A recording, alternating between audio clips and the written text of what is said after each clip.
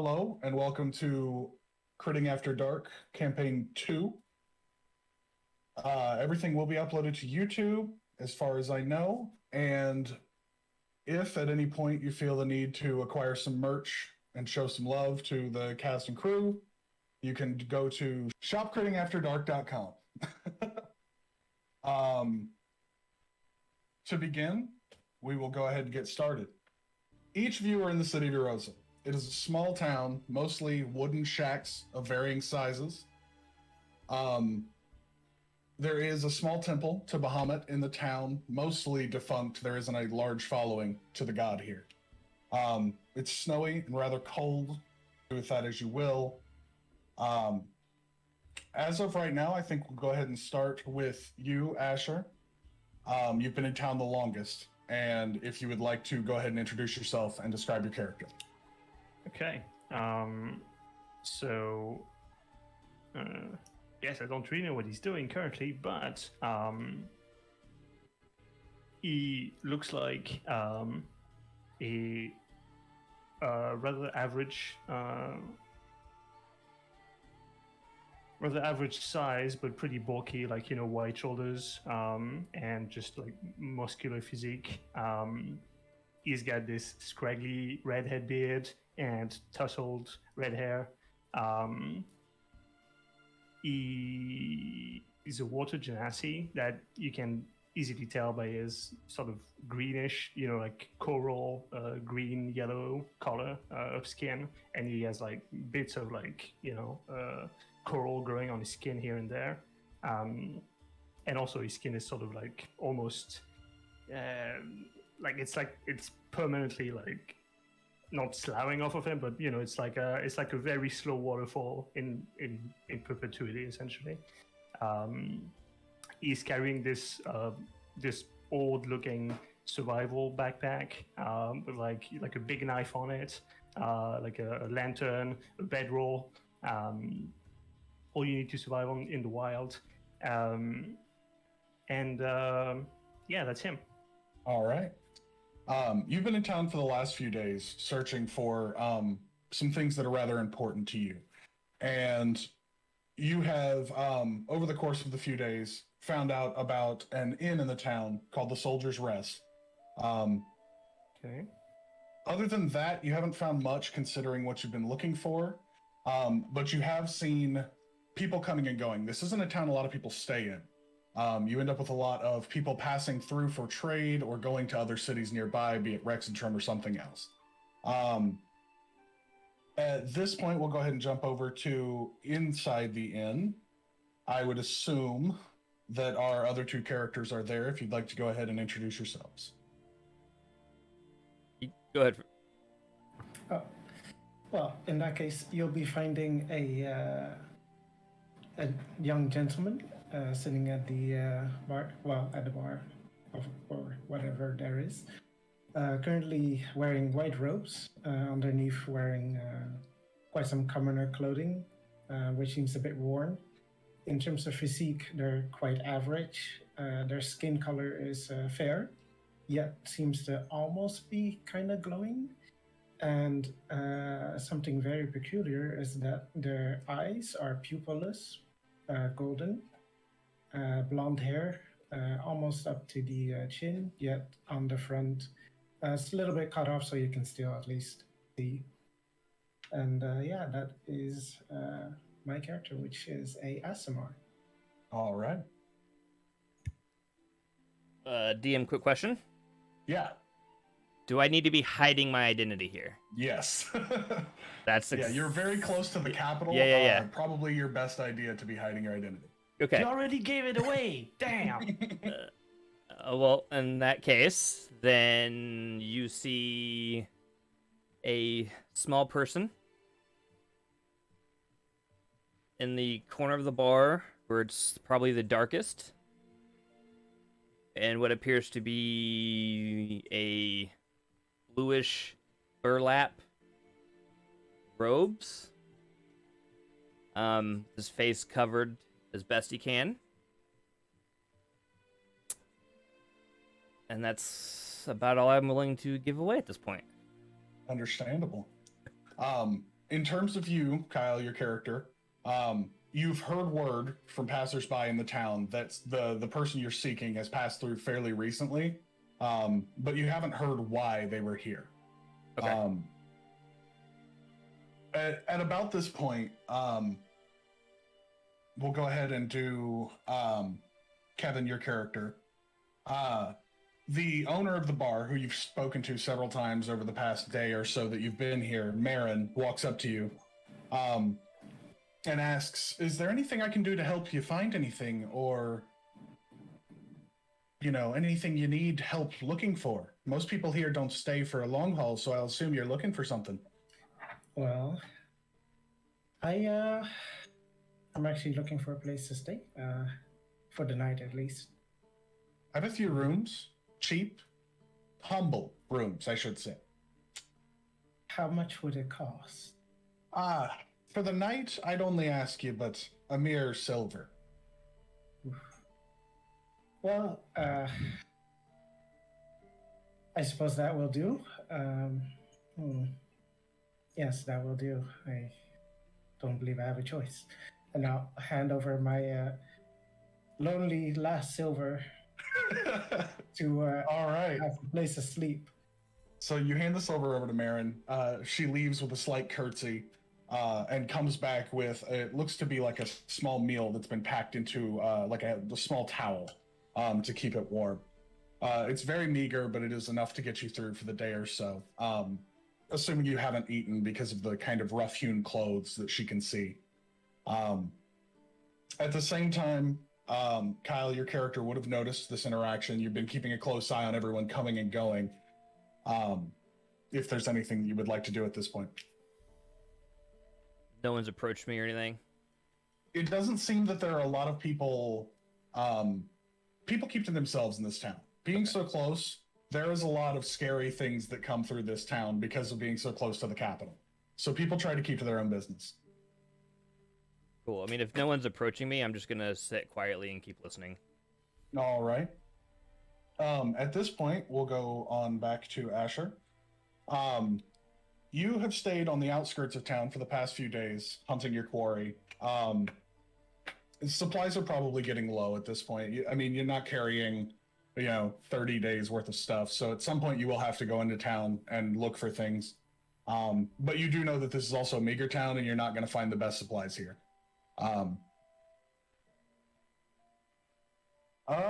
Let's see. I would say you're probably staying on the outskirts towards the northern edge, which is near that Temple of Bahamut. You've seen people come and go, but most of them don't look to be the worshipping type. This is mostly the very dirty and impoverished that are coming through. They don't seem to be coming to give money more than asking for help or begging. It's a fairly impoverished town. Okay. At about this point,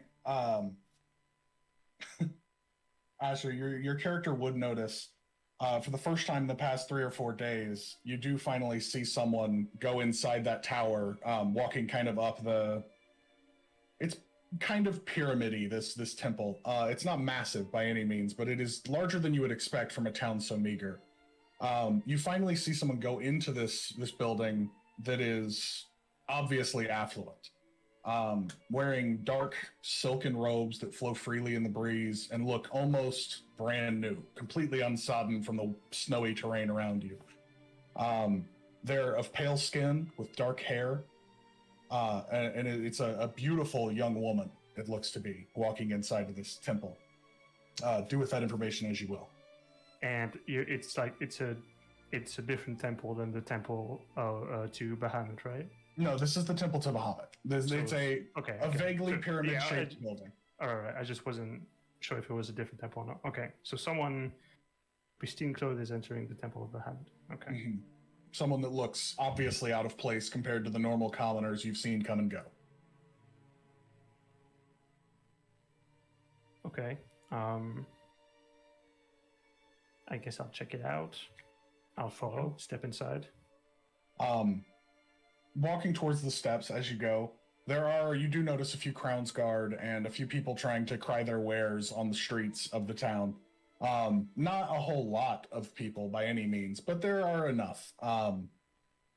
As you start taking your way up the temple, you do notice the woman coming inside and walking through. As you get inside, this place is surprisingly well kept on the inside. It is mostly rough-hewn stonework for the pews and things like that, but it's a much nicer temple on the inside than the out. As you get inside, the woman is walking forward and goes to the frontmost left pew and sits down and begins to pray. You notice them muttering under their breath. If you'd like to roll perception to see if you can hear what they're saying. Yeah, let's do that. Let's listen. I'll try and sit as well to not look too to not be Right, not just creep up behind them. Yeah. All right, first roll. Oh no, that's a 10. Okay, a 10. That's a fairly good check for someone at level 1. As you kind of sit down, close enough to not arise suspicion, you hear under her breath her muttering something along the lines of, to my father who hath created me, to my mother who hath birthed me, to those that I will fall, and to those that will fall to me. It seems to be a strange prayer, something that doesn't fit Bahamut. I mean, someone of your knowledge isn't hyper-religious or would know a whole lot, but it doesn't seem to be the normal type of prayer that you would hear someone give. I mean, Bahamut is like, the law, order, all that. Right. It seems like she is using this temple for a different reason than most people. At this point, she gets up and turns and leaves without even paying you the slightest bit of attention. If you'd like to follow, or you can stay in the temple to check things out. I'm gonna stay in the temple, try and poke around, find a priest, perhaps, see if I can. As you're kind of walking around looking at things, there are a few fairly nice statues, and in the center the center back of the room where usually the priest would be, there's a massive, stunningly large gold statue to Bahamut. That looks way out of place in this temple. I mean, it looks like something you would expect to see in one of the richest cities on Exandria, not something in this small town. As you get up to the statue from around the backside, a dragonfolk older man comes out, and he looks at you with a kind of stern gaze. His eyes are a deep golden color, as well as his scales. He looks at you and he says, "Is there something I can help you with?" Hi.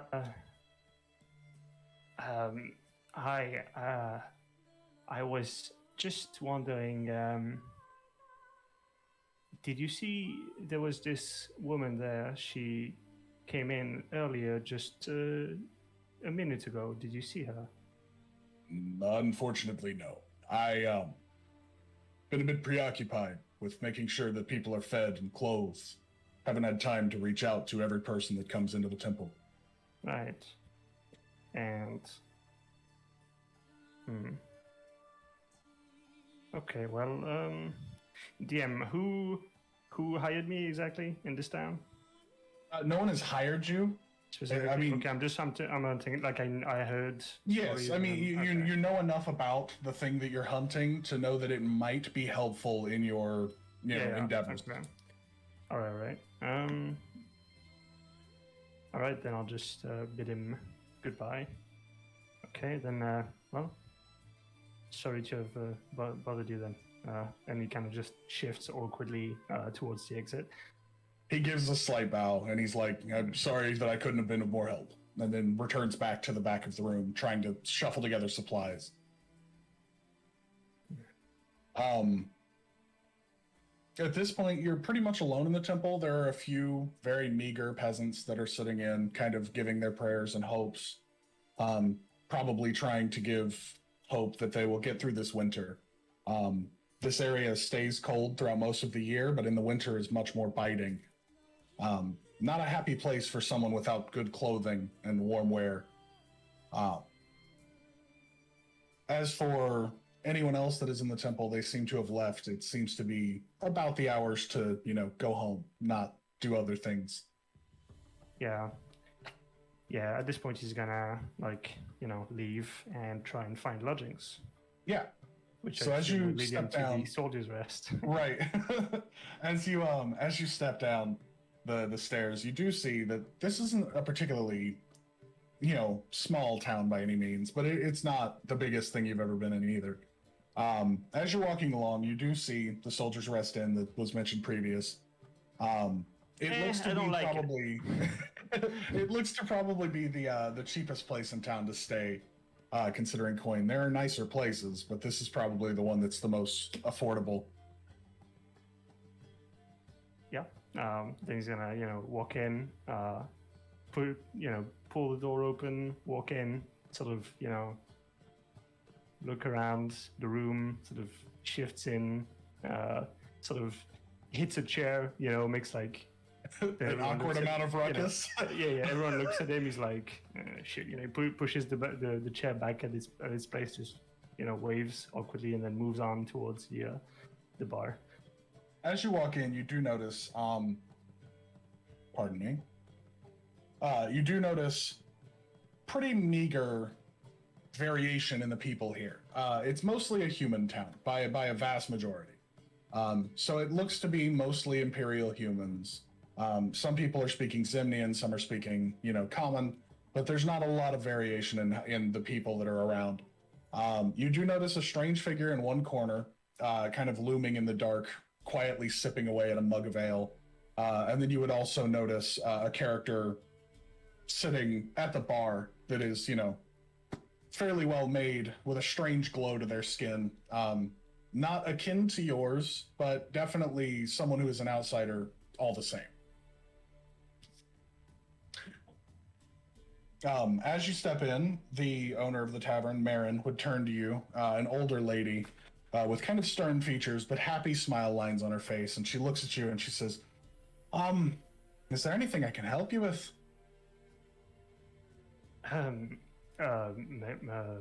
Maybe. I am looking for a ale for the evening. Maybe if you have that. Hi. I have 2 rooms. They're humble places, rather meager, but I could give you one for the night for a silver. Yeah. Okay. That's fine. Yeah. Okay. All right. She happily takes your silver, and puts down another small packaged meal and a towel in front of you at the bar, seating you right beside this kind of glowing figure.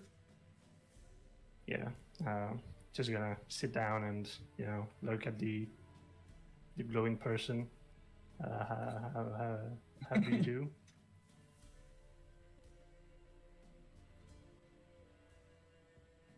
You're muted. I'm fine. I'm just looking for some work. Can't seem to find much around here to be found. So, what is someone of your? What are you?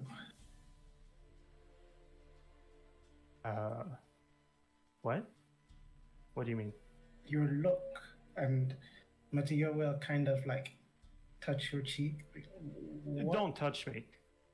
Like he pushes you back, and gets up. I apologize. I just haven't seen any of your kind. Okay. Well, I'll have you know, we're very. If you would go to the Menagerie Coast at some point in your life, you would see plenty of us. And and he's gonna, sit back on a stool. Yeah.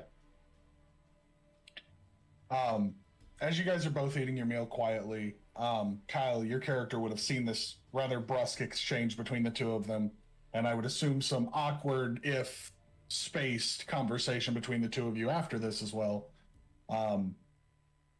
If you'd like to bother with them, or you can stay in your shadowy corner. It's up to you. I think I'll stay in my shadowy corner. Okay. And I will say, this is probably the first interaction you've Right. seen between people who are not humans in a while. Right. There's a lot of human folk in this town, and those who aren't human tend to be halfling or dwarf. These people are way out of place. Even trying to kind of muddle their appearances and appear like drifters, you can see from where you're sitting that they're certainly not your average bear. Right. Hey, But my question, okay, so my question then, I guess, is the people around them, how are they reacting to them? People are a little standoffish. It looks like they're trying to avert their gaze and focus on meals and drinks.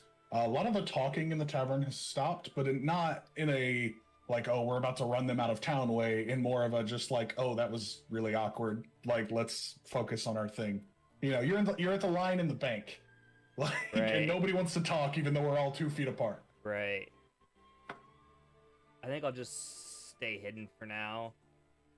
Okay. Because, you know, I know while they are still kind of humanoid, I am not. Right. hey, have you seen this one in the corner? You mean the small one? Yeah, I mean, don't look, but yeah, he's looking at us. Oh, well, I mean, I do get that quite often. You know, I don't quite fit in here. Are Well, you suggesting he might be after us? no, I don't know. Why would you think that? Wouldn't be I- the first time. Well, that's paranoid. I'm not paranoid. You're paranoid. I have been told that. Well, So what that's do you because say? are. Shall we go talk to our little friend? No, why would you do that? I mean, if someone's that interested in me, I'd like to know why. Kind of looks around. What's your name, by the way? Matthew, pleasure to Oh. meet you.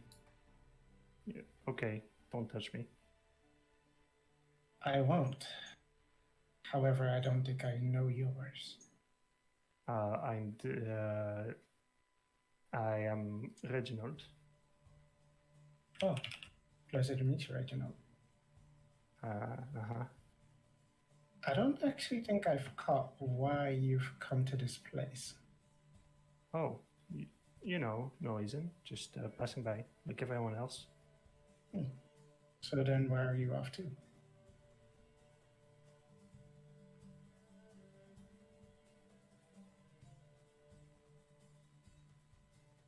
I don't know. You don't I don't. know. No, I don't know. Hmm. But I think I'm gonna be staying in town for a little bit.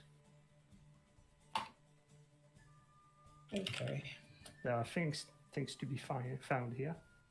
Things Can I have all 3 of you roll a perception check real quick? Okay. Wah! Oh, well, I rolled 10 exactly. I am nothing rolled a if not 5. consistent. And 5, what'd you get, Kyle? 16. 16. Ooh. At about this point, evening is setting in. It's starting to get darker, which means that the cold is getting more biting, and people are coming into the tavern for the evening. At about this point, Kyle, your character would hear what sounds like a set of footsteps on the roof to this. It's a single-story tavern. It does not have an upstairs. You hear a set of footsteps bounce across the rooftop, and then you hear a scream that sounds maybe a block or 2 away from inside the tavern. The other 2 of you wouldn't have noticed. Okay. But it's enough to set you like, what the hell was that? I suppose if they're looking at me and kind of quietly, they'd hear, you know, I'd jolt up, basically, like, look my head up. Yeah. Face still kind of covered, Yeah. and shake my head like, oh shit, and then run out. Just dart out? Yep. Okay. And as I guess, when I get out there, I'll just kind of look out on the roof to see if I see anything. Okay. Go ahead and actually, never mind. Ignore that. As you run out the door, you 2 are left to your devices, wondering why he's running around. I would assume you guys have the intelligence to realize he was looking up at something and then ran out with a look of panic. But as you run out, Kyle, your character, As you round the corner to come out of the door, you look up, and above you, you see this looming shadow, and it's almost imperceptible against the night sky as the evening is set. It is much taller than you by several degrees and is on the rooftop. As you're looking up at it, you see something kind of lean forward to look at you, and then a corpse falls directly at you. If I could have you make a dexterity saving throw for me. The dex save.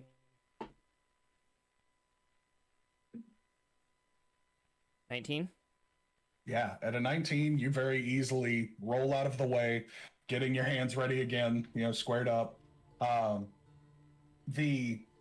The corpse that fell towards you is an older woman. She doesn't look familiar, even though you've been in town for probably a day or so. You've not noticed her by any means, but it is an older human woman's corpse that lay there with a strange gray pallor, the skin off color, and blood gushing from the neck. And I can't make out what just dropped. Like what dropped? Like I can't make out what dropped it. To your perception, it looked like this body was standing upright and fell towards you. You didn't see anyone behind as it fell because you were so busy rolling out of the way. I meant like the figure. I couldn't make out the figure, even with the dark vision of 60 feet. Oh, with the dark vision of 60 feet, you would have seen, she was, it was a feminine figure behind the feminine figure, nearly akin to one another, but it looked to be a tall, finely dressed woman with dark hair. Human, again, to all perception anyway. Okay. And just as quickly as you rolled out of the way to get away from the corpse falling on you, she was gone. Well, inside the tavern or the inn, Reginald is like, so what's wrong with him or her? Do you think he's not okay? How about we go find out what happened? Well, I was thinking maybe more of a, delirium type thing. You think he's crazy? Well, I've seen people look at the sky and run off before. Usually it's because they're crazy, yeah. Well, he first looked at us, then had panic in his face, and then ran. Maybe he's just not used to seeing people like you. Either way, I will excuse myself. I'll be right back and go check on our little friend. And Mathieu will get up, leave his food right there, and look at his newfound friend. Would you mind making sure nobody takes my food, as I would like to finish it when I come back? Yeah, okay. Thank you. And I will take my leave outside. As soon as he turns around, like Reginald takes one forkful from his food and then follows. Okay. As you both round your way out of the building, in front of you, you see that same small robed figure and a corpse and a small crowd gathering around people. It doesn't look like any Crownsguard yet, but just townsfolk are starting to notice that there's a corpse laying on the ground. And Okay. Point of order. As soon as I know there's a crowd gathering, I'm bolting. You're bolting? Okay. Yeah. I had figured that was just the assumption I was working off of. Yeah. So basically, as you guys are rounding the corner, you would see a crowd starting to gather and that robed figure sprinting away down probably a few alleyways, trying to cut away from you. At this point, I would like, if you guys are looking for him, some investigation or perception to see how good you are at, following. I'm more interested in the crowd. Okay. I would be interested. I think, Mathieu would want to go after him. Okay. Go ahead and roll perception or investigation, depending on how you're wanting to track. If you're trying to track like footprints and stuff like that, investigation. If you're just trying to notice him sprinting away, perception. I will go with perception. All right. And I rolled in that one. Nice. So as you are looking for this person, very quickly scanning this crowd, you're just tall enough to notice the woman's body there, and it spooks you just a little bit. You're like, whoa, and then you just can't seem to find him afterwards.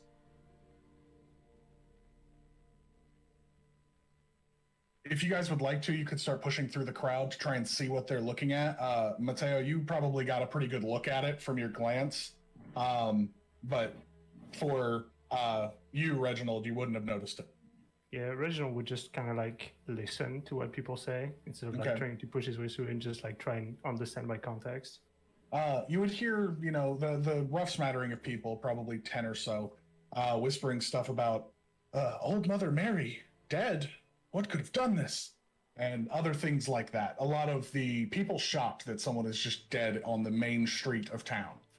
Who I would ask like a random, like whoever's closest to me, who looks like, not a kid, someone who's old enough to know the town, right? Who looks like a townsfolk. Who is Mother May? Who's that? You, as you approach an older man, he looks at you and he goes, Mother Mary was a helper to the children in town. She ran a small school out of her home. More and more people keep disappearing or being found like this. It's starting to get tiring. I'm going home. And he just turns and soddenly walks away. It seems like this is taxed on that man heavily. This town probably is a fairly safe place, and for this to keep happening is weighing on his conscience.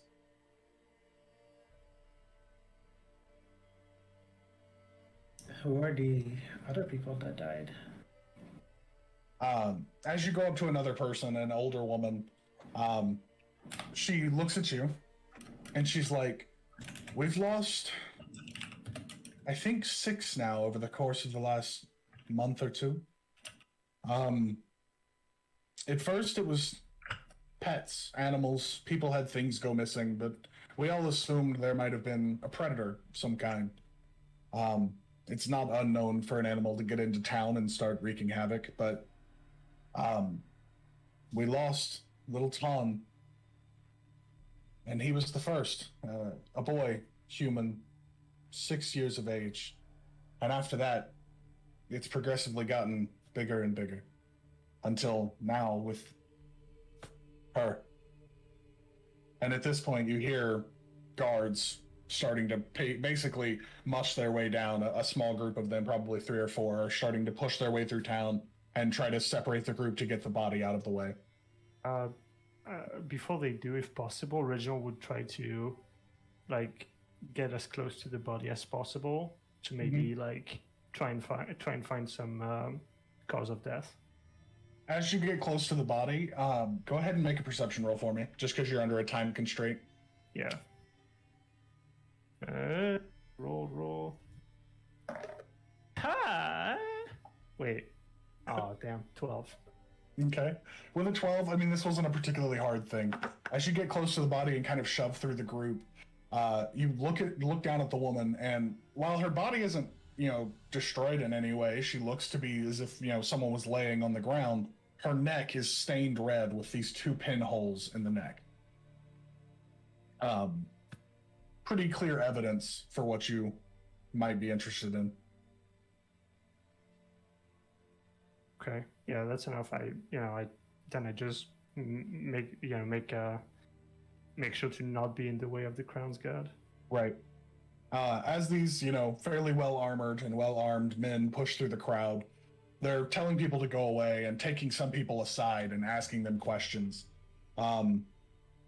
As they're asking questions, you just keep hearing people mentioning the robed figure. You assume that your little friend is being identified as the killer.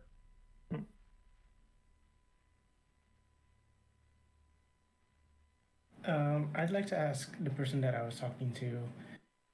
So, this road figure, has he been around these murders?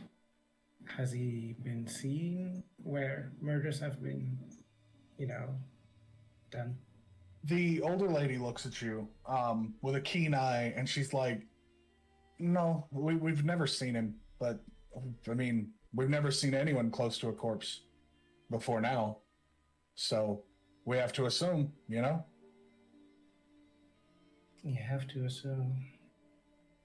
Assumption usually leads to a wrongfully accused person. I mean, it seems pretty clear to me. No, it did not. How did you see that robed figure do anything to this woman? I mean, I saw him laying on the ground next to her, and then stand up Yeah. and run away.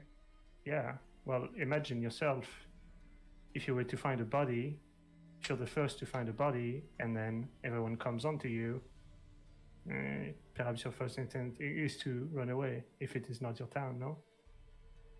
All I'm saying is that this robed figure left the inn, and then 20 seconds later, the body was there. So I do not think this little person could have killed that woman in 20 seconds with no sounds at all. That is all I am saying. You could be right. I'll do my part and tell the guards what I believe. I think you're right.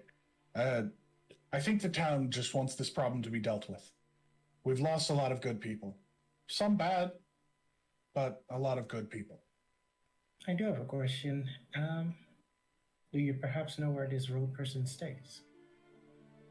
I have no idea. I walked up from across the street. I don't know.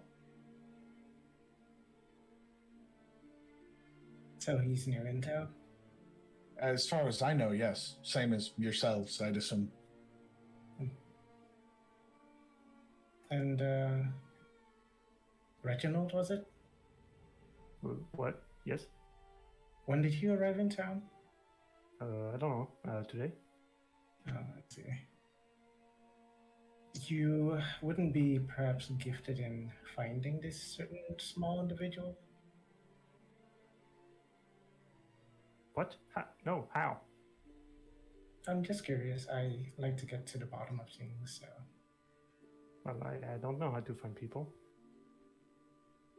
All right. Well, I assume there's no like tracks or anything that I can look for, considering I already failed a If you'd like to roll investigation, you could look for traps. Tracks. traps. We're looking for traps in the middle of town. Yeah, I'll give it a try. Why not? Investigation. Oh, 23, so not 20. Jeez. Nice. Okay. As you look down past where they've now shuffled the body away, it looks like the tracks have been broken, but you see them very easily. They're much smaller than the other tracks around the area, and so you're not having any trouble at all following them. At this point, while you guys are following the tracks, I assume, Reginald, you're going to go with Mateo? Yep. Okay. At this point, we'll go back to your character, Kyle. What are you doing post running away from the corpse? I wouldn't have ran far enough away to where I wouldn't have been able to kind of see what was going on, but no, it's just enough to hide. Basically, like darting around, a corner and just kind of keeping an eye out. Yeah. Okay. You watch the town's guard push up. Some questions get asked.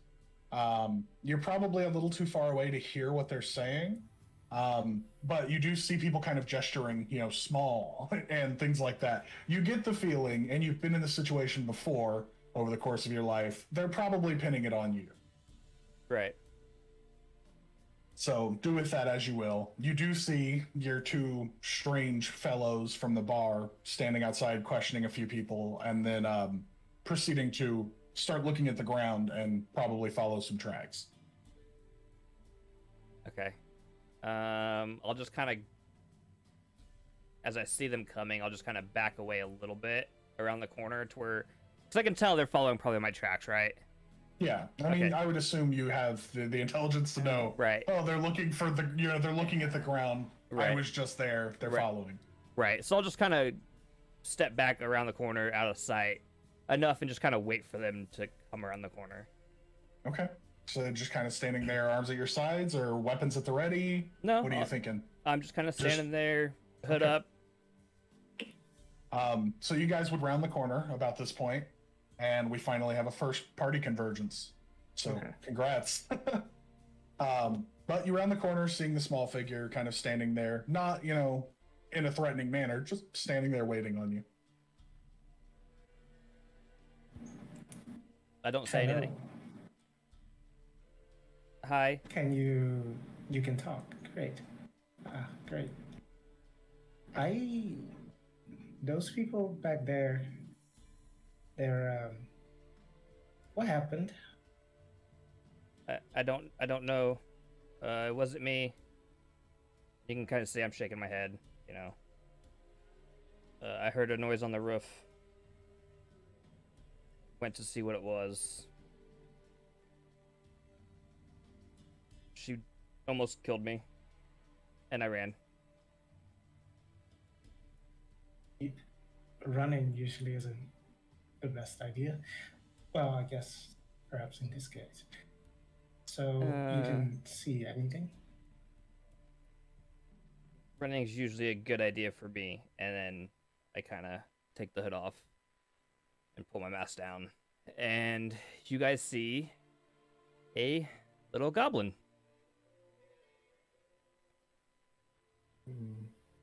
Dead bodies typically get pinned on me. So this isn't the first time?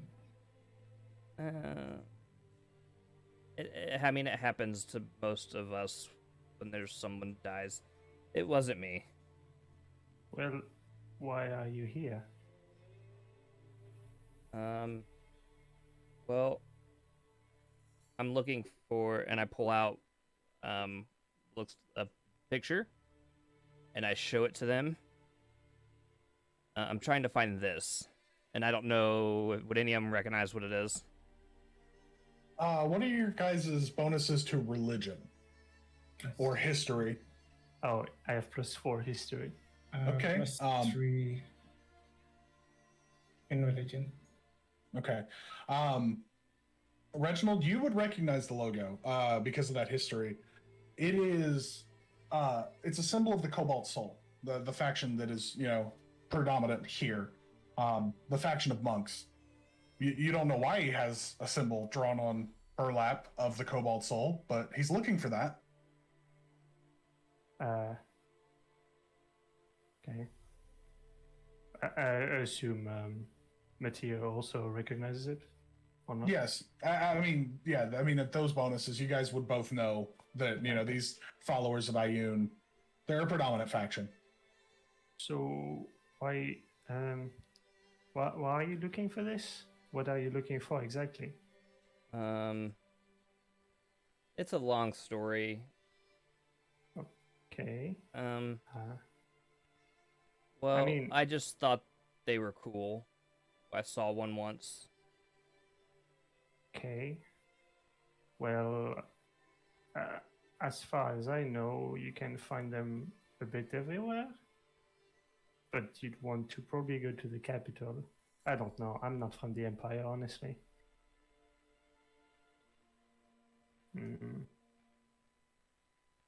But you probably want to go to Exandria and try your luck there.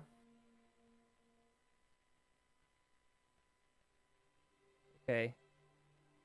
But in the meantime, perhaps you'd want to solve this specific problem, no?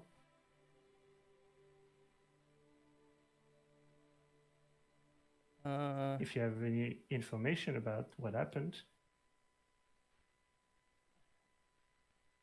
Do monks do that? Monks do what? Solve crimes? Yeah, sure, definitely. Monks solve crimes all the time. It's their main thing. Yep. Okay. Yeah, okay. You are a honorary monk now. Yeah. And you see him like grin great big. Beaming with joy. Okay, so first assignment, status report. What have you seen? All I saw was a dark-haired woman behind the body before it fell. Dark-haired woman. with pale skin, human looking. What was she wearing? Like a dark Yeah. gown or something like that? Yeah, I basically describe everything I saw. Yeah. Okay. Well, I don't. Yeah. Well, that sounds like the person I've seen before. Mm.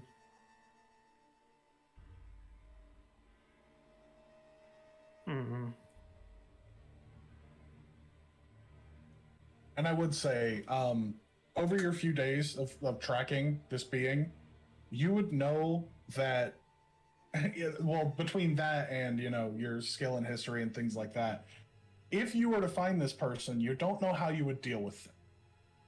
You're not so bold and brazen as to march towards a supposed vampire with that much ferocity.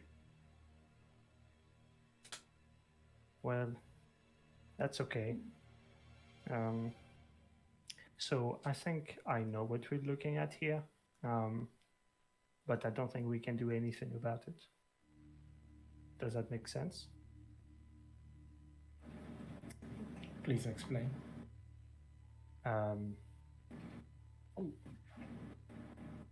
I'm pretty sure this is a vampire. You know vampire? Yes, well, I have heard of them, not seen them. Well, so was this one flying or something? Did you see it fly? Did I see it fly? You all you saw was it standing stationary, and by the time you looked back up from your roll to get out of the way, they were Okay. gone. Okay. Did not see it And fly. like Reginald like fishes in his backpack, and he finds like a piece of like paper and sort of like scratches out with his fingernail like something he had written on it.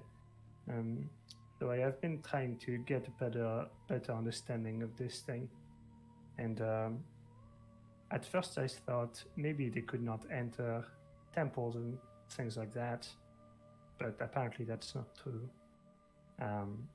I thought maybe they could fly, but maybe that's not true. I thought maybe garlic would be helpful, but maybe that's not true. But I guess they're very fast, and that's definitely true. So I suppose what I'm saying is, I think we can try and maybe talk to her, but I don't think it would be wise to be hostile. You know who it is. I think I've seen her before. She was at the temple of Bahamut, and she was praying there. So that seems weird to me. And maybe this is completely wrong, and maybe I saw a person that just looked like what the goblin has seen, but is not the same person. But if it is, I find it very strange that a vampire that goes around killing people also goes to pray to Bahamut, you know? But it doesn't matter, I just want to talk to her. Do you know where to find her? No. I've been looking for days, and this is the first time I've had a glimpse. But I would think staying near the temple, maybe. Maybe she comes every day. Daily prayer. I'm not sure.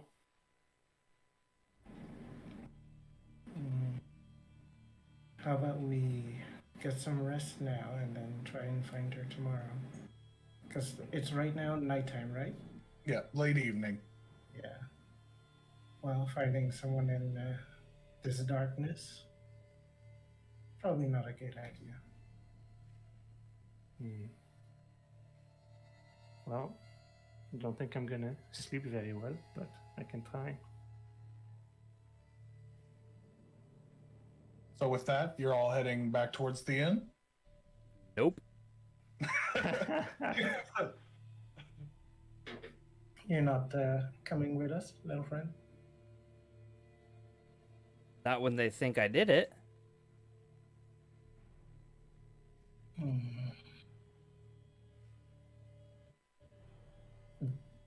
I'll just Does your character have anything on it? what you see basically kind of like strapped to his back is appears to be like a stick. Mm-hmm. And then as part of like his backpack, you see like a bedroll, that kind of thing, and probably some stuff inside the bedroll. It's all very crudely like made. So I have an idea. It's fine. I'll just find some place to sleep. It's No. Wait. Have you ever tried fitting inside that backpack of yours? no. Do you fit? It's a small backpack for a goblin. A goblin would not. I'm not fitting in the backpack. Like it's a small backpack that's for a goblin. Like he wears it like a normal backpack. It's just much smaller, like a backpack for a larger person would be, right? What about a human-sized backpack? I don't know. Do they have a backpack? I do, but it's full. And Yeah, then I mean, well, you both have would packs I- and- that look like they might work, and but would they're a both very full of supplies. right? And would a 4 foot tall? Well, no. maybe you I can. have another. I have on me a chest. Come and gaze upon the contortionist goblin. Yeehaw! We make a circus now. I like Seems to like put good my line. chest down, Okay. open it up, and try to put as much stuff from my chest inside my backpack. Okay. What's he pulling out of Pretty the? much everything. Okay. Yes, and Pretty then much. we wave over the little goblin and say, "Try it." I just kind of look at him, look at the chest, look at him, look at the chest. Am I gonna fit in the chest? You probably won't fit in the chest with all the things in it, but you might fit in his backpack now.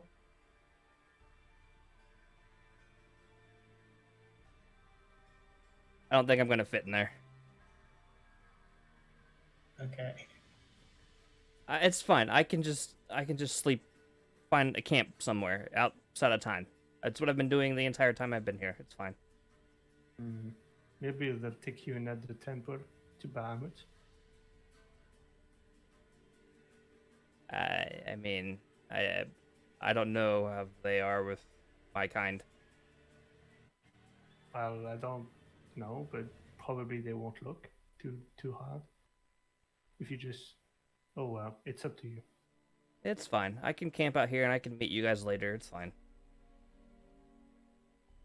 I mean, I've been in town a couple days, so I kind of know my way around a little bit, right? Probably. Yeah. Like, just tell me where to meet you in the morning. I'll meet you there. How about right here? Okay. So Alright. with that, you guys go your separate ways then. Both of you back to the inn. Yes. Soldier's Rest. Yeah. All right. As you guys get back to Soldier's Rest, it is slightly busier than it was before. Seems like people are looking to get away from the fears that they have about what's in their town. So it's a fairly full bar, but you've both already paid for your rooms and already have your room keys, so you'll be okay on that. On the other hand, Kyle, your character, as you proceed to walk down that alleyway and try to find your way out of town, the guard presence is heavier tonight, and I would need a stealth roll from you if you were trying to get through town without being bothered. All right. So I actually had a plan, and I wasn't really gonna leave town. I was just gonna hide somewhere Understandable. until Where night. would you like to go hide? Until night. I mean, like a stable or somewhere close by that I could probably get to. Okay. So you're basically going to go alley to alley until you find a nice hiding spot? Essentially, yeah. Until I know Okay. that like nightfall has come and then like it's kind of calmed down enough. Go ahead and roll investigation for me. Investigation? Oh shit, that's not good for me. 15? Yeah, at a 15, it takes you a little bit of time, probably, a half hour or so, and it's starting to get late into the night, but You take about a half hour and you end up finding a nice. It looks like a set of barrels on the side of a building, but one of them is completely empty, and they've just not gotten rid of it. And it looks plenty big enough for you to climb inside and sleep in for the night. Oh, that's not what I was doing. I was just looking for a place to hide long enough for it to calm down. Oh yeah, you could totally hide there for Yeah, as yeah. long as you'd like. Okay. For the other two of you, the bar doesn't even get rowdy tonight. It just seems like people drinking away their worries. Things are very normal here. There's not a lot of, bar fighting and other crazy things. So you feel free to go to bed at any time whenever you feel, the need to. For you, Kyle, it takes a couple hours. But eventually that guard presence starts to go away a little bit. You're starting to see gaps. They're not actively searching anymore. Okay. So once it dies down enough that I feel it's safe enough for me to come out, I'm going to go back to the inn. Okay. And then kind of look around the outside a little bit of the inn. Can I get up onto the roof? I mean, it's a single story. It wouldn't be super hard for you to do if you'd like to do acrobatics or athletics to climb up. 10?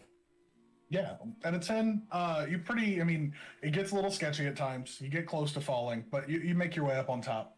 Upon getting up there, you do see at that front edge where you saw her and the body, there is a fairly large pool of blood on the rooftop right there. Okay. Other than that, it seems undisturbed up here. There's only 3 steps, 3 individual footprints, the blood pool, and that's it. Okay. And I don't see anything else besides that. Nope. Cool. I'm gonna, while I'm up here, kind of look around. Is there windows on the outside? There are like, windows, yes. Into people's rooms? Yeah, there are, it'd be 1 or 2 that go into a bedroom. Okay. Do any of those rooms belong to either of my 2 friends now? It would depend. I mean, it's been 2 or 3 hours. Would you guys have gone to bed by now, more than likely? Yeah, probably, yeah. If it was Yeah, night, Mattia would have. Okay. I'm You just would gonna probably see. Yeah, I'm gonna look for both one of them. in their rooms. Yeah. Okay. I mean, it wouldn't be hard. They're fairly well lit. Right. All right. We'll just say the first one I find would be, let's say, Mateo's, and I'll sneak into his room, like through the window. Okay. Mateo, you would hear your window rising, which is No, probably a very disconcerting thing this evening. But What? you would hear the window rising. Who's Yeah. there? Shh. It's okay. It's me. It's me. Who? I can't see you. You're too small. the What? goblin. Your goblin friend. Oh. You were. How did you? Why you? Did you come here to kill me? No. Just wanted to sleep in a warm place. Well, I mean, this I- seemed like a better idea than sneaking in your chest or a backpack. yeah, true. Just okay. Yes. Okay. I'm not sharing the bed. No, that's fine. I could sleep on the floor. It's warm in here. That's fine. Right. Okay. Yeah. Sure. Right. Okay. Yes. Sorry. I will get into bed really confused as why this is happening, and actually I will get back up again, close the windows. And is there a lock on the windows or anything? It doesn't appear to be any locks on these windows. Okay. Once I would have gone in, I'd have closed the window myself, and pulled out my bed mat. As soon as you said it was okay, pulled out my bed mat, kind of made a little corner in the room I could find. I'll just look out the windows, just see if there's any more goblins trying to rain in or anything. Go ahead and then go to roll bed. perception for me. Sure. Perception. No, that's not perception. There we go. 16. As you're taking a look out to make sure there's no goblins, for just a split second you see your reflection. Not a comfortable feeling, but not completely uncomfortable either. Other than that, no, you don't see any more goblins. Okay, I will head off to bed then. All right. As we're with everyone getting their night's rest. say as we're going to sleep, I'm I'm sorry. It's okay. Just I guess next time, knock. I mean, people usually knock on the door. Oh, good idea. It's yeah. Oh, Well, I guess it's I'm. better that it was me. I mean, I didn't want to. I didn't want to wake you up. Yes. It's okay. Huh. It's okay. Just get some rest and make sure nobody sees you, because Yeah, yeah, yeah. it would be bad if And I'll. Yeah. yeah. Cool. All right. And with that, we get our first night's rest. It's as the morning comes. I mean, it comes sooner than expected. You guys were up later than usual last night, but plenty of time for you to get your long rest in as daylight comes and the morning is had. You do hear outside the town crier calling out things like, Mother Mary found dead. Okay, so for point of order, because I know this will get confusing. I would have woken up before it got light out to sneak back to my hiding spot, so I'm not seeing sneaking out of his window later. Okay. Like, yeah. So you try to wake up earlier. Right. Go ahead and roll intelligence for me to see how good you are at waking up early. oh, that's a fair point. Intelligence. Yeah.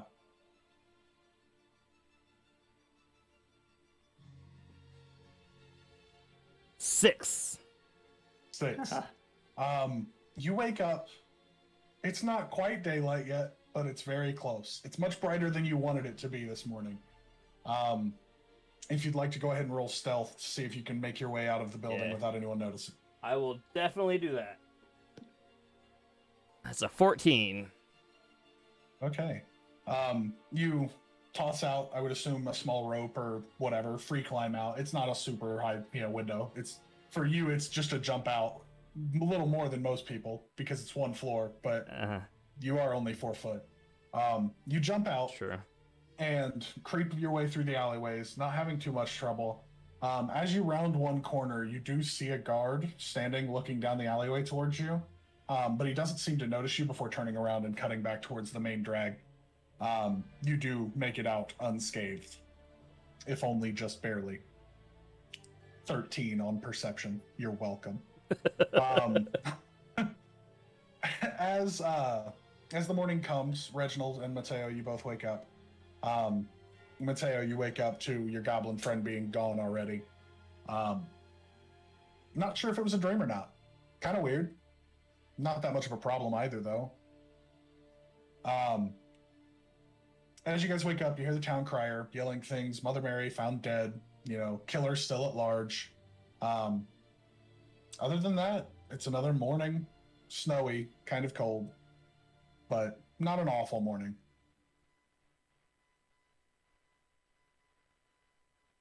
It's awful cold. I don't like it. It's too cold. So, to recap, we are still in the morning. You're both in the inn eating breakfast, and Kyle's character is nowhere to be seen and still unnamed.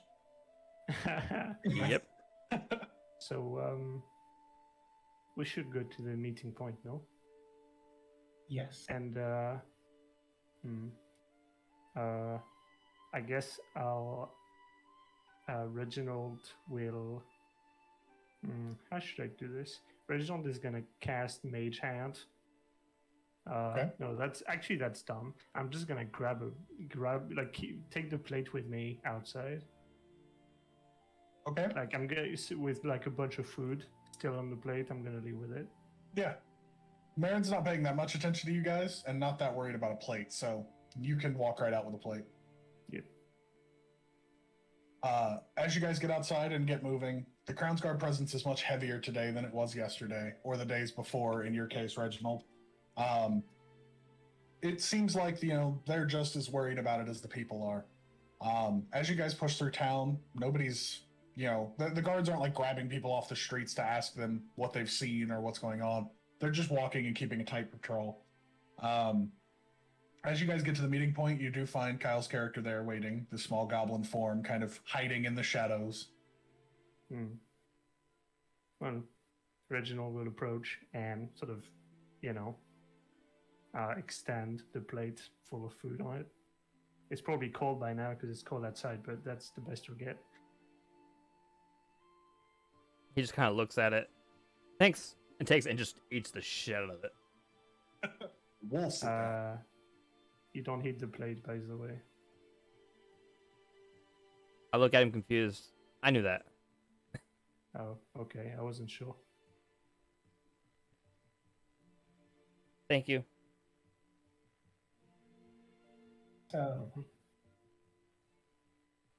how good are you at staying out of sight? I'm very good. Oh, you meant No. him? Yes. Oh, then I'm not so good. Eh. He can do it. I mean, had the window not made a noise, you wouldn't have known I was there.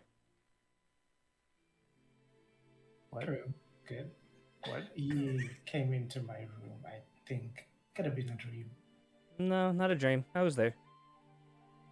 Okay, well, yeah, he came into my room. He wanted a warm place to sleep. I'm Osborne, by the way, and I reach up and offer my hand like a handshake. I will shake your hand. Pleasure. Well, that's Reginald. He likes making faces. And I'm Matthew. I'm not sure how to think about people sneaking into other people's rooms.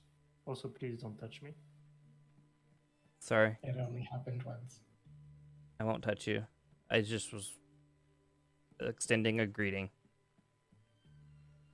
Mm-hmm. You can call me Ozzy. Okay. Call you what? Ozzy? Okay. Can I call you Reggie? No. Very disappointed face. Sad child. That's Reggie. He says as a lizard shoots up from his coat and up on his shoulder. Whoa. Ozzy, Like- you've probably eaten several things a lot like this lizard over your days, just saying. It's like yellow with splashes of black, and it's a lizard. It's not very big. Okay. That's Reggie? You said that's Reggie? Yeah. Okay. At this point, can I have a perception check from all three of you again? Not Fine. good. 22. 5. Wait, 5, 2, and 5? No, 22. Oh, thank so- God. okay. Big difference. All right. The two of you having your awkward moment about a lizard seem a little distracted. On the other hand, Mateo, you would hear the clashing of swords and shields in the distance. It sounds like down the road there's battle of some type happening on a fairly large scale. You've heard this before over your days walking the Empire. Would I be able to tell if it's like outside the little town ish? You guys are very close to one of the border walls to the town. Not walls, but one of the ways to leave town. Yeah. It sounds like it's close to an edge of town. Yes. I believe there's fighting yet again. Oh. Okay, I guess we check it out, but don't get involved. As you That's guys fine by- go ahead. No, that's fine by me. Try not to get into trouble though. As you guys go ahead and push your way through the city streets, I would assume Ozzy trying to stay as well hidden as possible. As you're pushing through, most of the Crown's Guard presence is gone right now, because as you round the corner, you do see a large number of bandits trying to fight the town's guard. It's probably 20 to 20 or so. They seem about even in number. It is a very large... For what you've experienced, this is a fairly large battle. It seems like a large piece of the garrison is having to fight a very large band of bandits. What the fuck? Mm-hmm. So how does it looking? I mean, Yeah, it looks. Winnie? It looks like the Crown's Guard will do just fine on their own. These bandits are not particularly well armed to be fighting the guard, but some of the bandits are fighting with a fervor that you don't normally expect. They don't seem to be routing. When someone falls, there isn't that waver of like we want to run. They seem very dedicated to fighting, even if it kills all of them.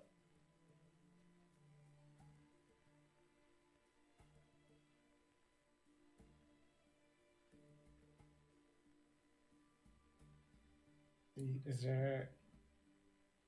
Do I see anybody perhaps using some kind of magic that might be controlling them or something? Go ahead and roll perception for me. Perception.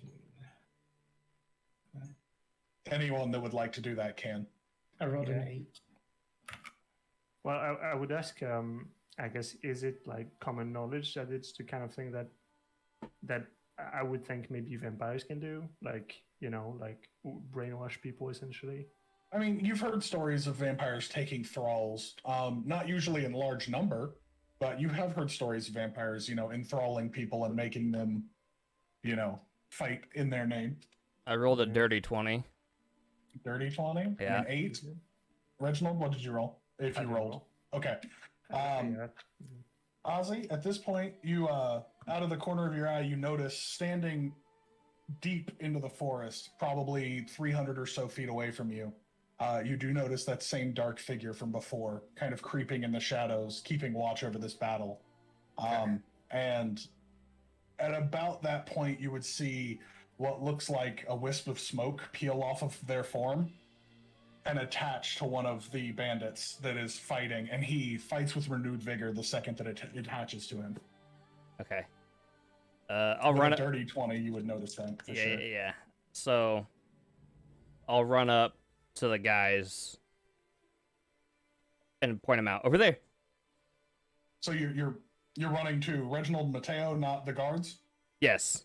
Yeah. Okay. Yes. Not to the guards. Okay, I was To like, Reginald oh, this is Mateo. gonna be great. No. Yeah. So you run to Sorry. Reginald Mateo, okay. Yeah. I point them out over there, and I point out towards the woods. With the help from That's- Ozzy, that's- you would both see yeah. her form standing in the woods. That's who I saw last night. Do I recognize that as the same person I saw? Yes, roughly. I mean, you're at a pretty good distance, hard to make out Yeah. details, but pretty akin if, It's like, it's like basically like dark clothes with a pale skin figure ish. Yeah, I mean, it fits pretty close Yeah. to what you've okay. seen. Then I will say, Reggie, follow her, and hopefully the lizard will home in onto the figure. Okay. And Are you Reginald having Reggie Reginald be will- stealthy?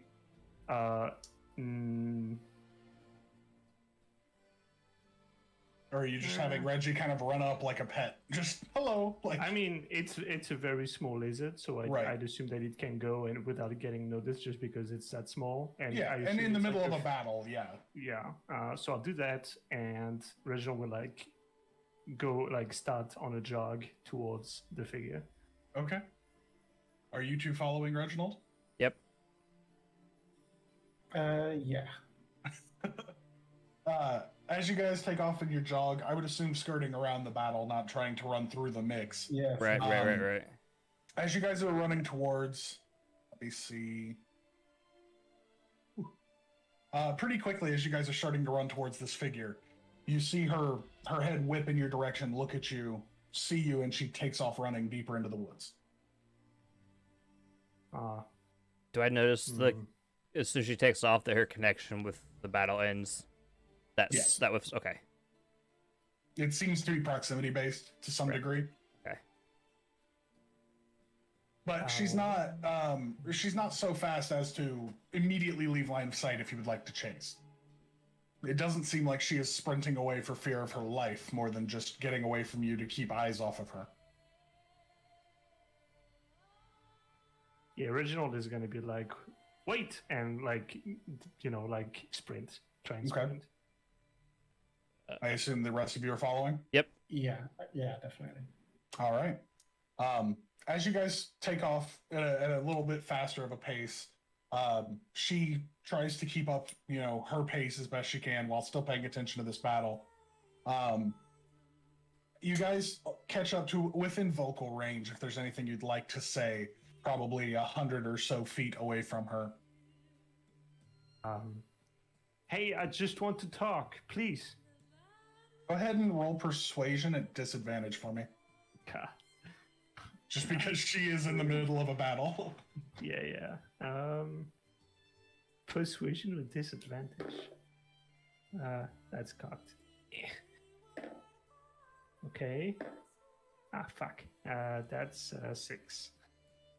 She turns, looks at the group as a whole for a moment, and slows slightly, but not. It looks like she's more standing her ground now. She's not. She looks ready to fight if things go sideways. But she has stopped tentatively.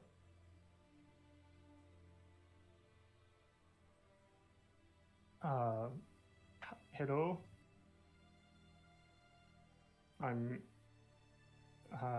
Hello. I wave. As you wave, she looks at you with these piercing eyes, a deep red color, getting close enough so that you can see her well. She looks at you and she goes, "And what may I help you with?" I'm going to keep an eye out for any kind of magic that she does to kind of maybe attach herself to one of them or any of us. Okay. So you're just keeping a close eye on her? Yeah. Understandable. Because I probably would have pointed that out when we first saw it, that she has a proximity-based kind of thing that can, to those two. Okay. Yeah. So as you were running, you brought that up. That's understandable. I mean, I probably would have done it when I first saw her, but that's beside. Sorry. Okay. Yeah. But she looks you up and down, Reginald, asking, basically, what do you want? I was hoping we could talk. We know what you've done in town, I think. I think it was you. Was it you? And if it was me, what would that matter? Well, I guess I'd like to know why, but that's not why I'm here. I don't intend to stop you. As if you could. I do it because I must. For what other reason would I throw old ladies at goblins? Very I don't know. confused. I just... so, are you a vampire? Yes. Okay. Can you change your form? Is that something you can do? Go ahead and roll persuasion for me one more time. Not a disadvantage, just straight persuasion. That's a natural one. She looks at you and is like, a good mage or eldritch being doesn't reveal all her secrets. Why should I show you if I can change my form? Because you have an altruistic streak? Yes, and you like me. helping people? The kind old lady me. And as she says that, her form wavers into an older form. It looks akin to the old lady that she dropped on Ozzy the night before. Well, maybe I can help you out and you help me out? In what way? I don't know. What do you need? Well, I'd like this battle to be won and this city to be mine. Oh, okay. Well, that's not gonna happen.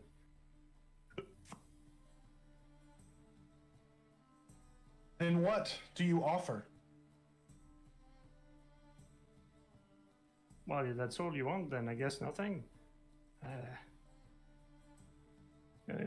I kind of turn to Matteo. Hey, you wanna help me out? Okay. Why do you want the city? It seems more fun than playing in the woods with the deer. Are you the only one of your kind here? The only one I know of. Of course, I did that of my own volition.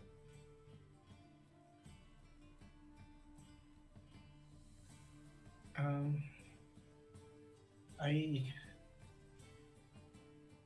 do wish to know if you wish to have the town, why go to the temple? As you say that, she's taken aback. She looks surprised that anyone would have seen her doing it. She hardens for a moment and looks at you with keen eyes and says, I was a living thing once. Those beliefs tend to die hard.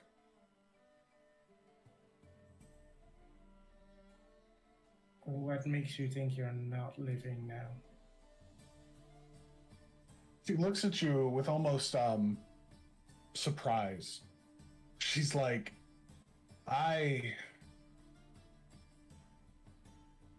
am very dead. Let's leave it at that. Yet you stand before me and talk and have thoughts of your own and act of your own volition, do you not? Free will is not tied to one's living force. A thing that is dead can make its own choices in some cases, be they powerful enough. So, what would happen if you did not get the city? Nothing. I would leave, same as I have before and same as I will again. I would leave and come back later with a new group to fight that battle. Or maybe I'd get a new urge and leave into the darkness of night forever. This city is one of many, and this is the one that I've chosen. I find it beautiful in its own strange way.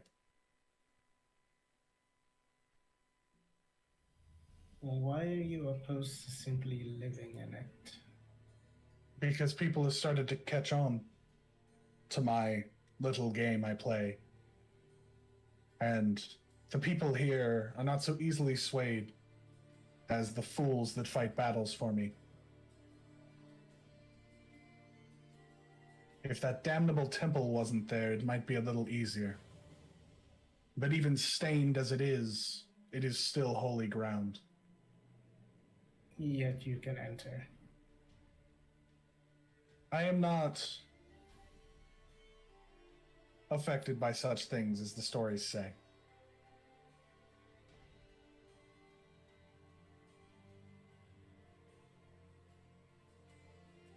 I can confirm that. Okay, well, how about we all just take a step back and,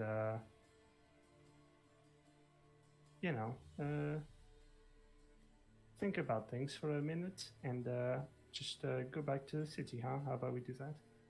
What is everyone's passive perception in the group, if I could have that? 12. 11.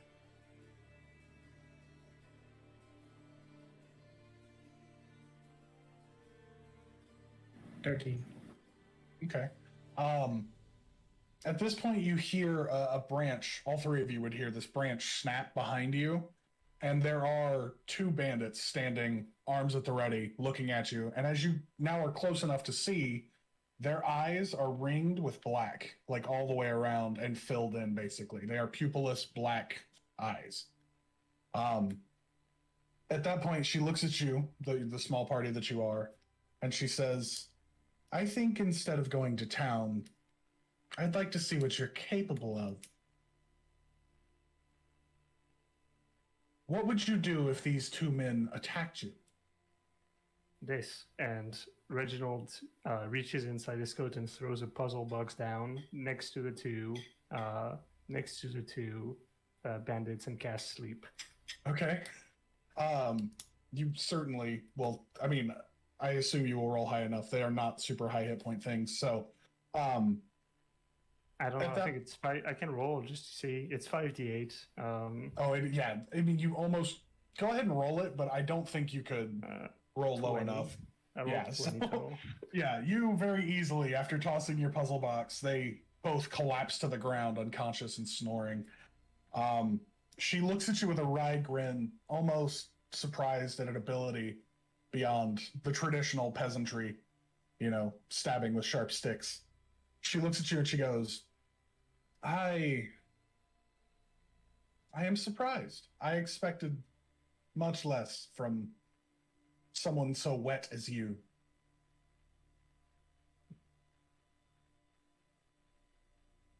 What? Wet. Okay. Well, I'm wet, I guess.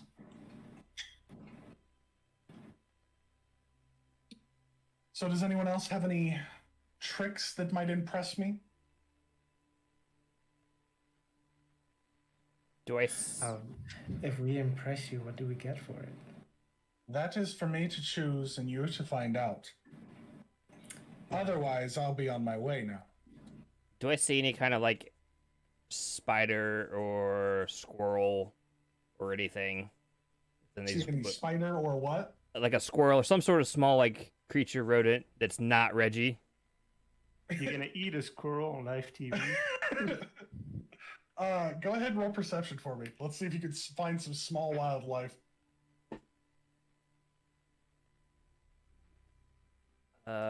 7.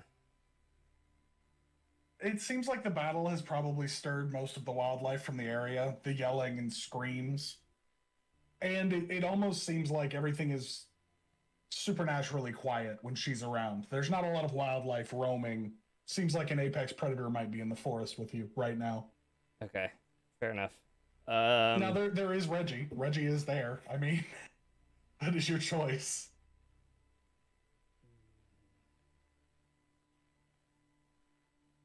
That's tempting.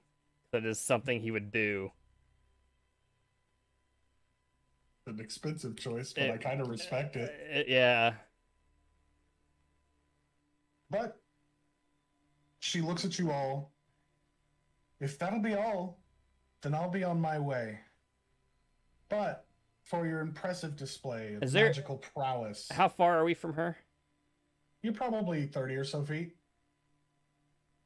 Okay. Is there a tree like next to her?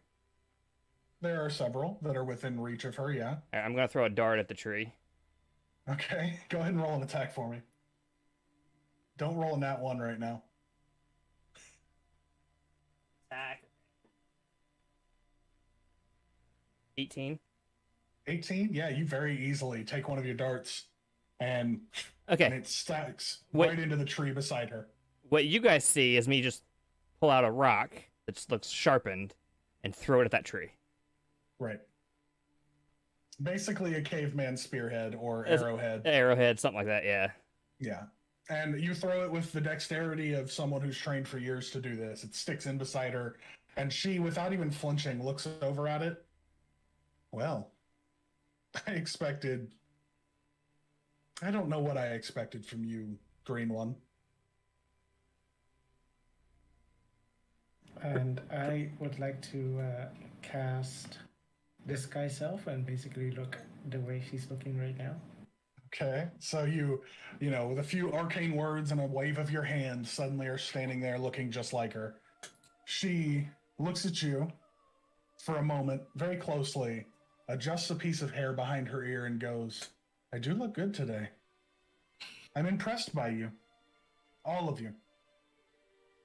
So I'll give you one last chance. Would you like to help me? Or would you like to stay outsiders in a town that hates most of you?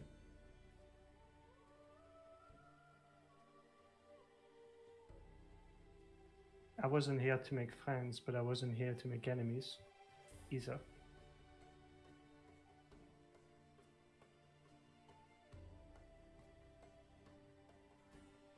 What about the other two of you? I'll pull out that picture with a symbol and I'll scurry up to her. Do you know anything about this? She loses composure for a second as the absurdity of this little goblin just bravely running towards her, holding a piece of canvas with a drawing on it. She takes the picture, looks at it, and she goes, I mean, I know of the Cobalt Soul, but I am not extremely knowledgeable in their choices or actions. I know that one of their myths passed through town recently, and probably will not be home anytime soon.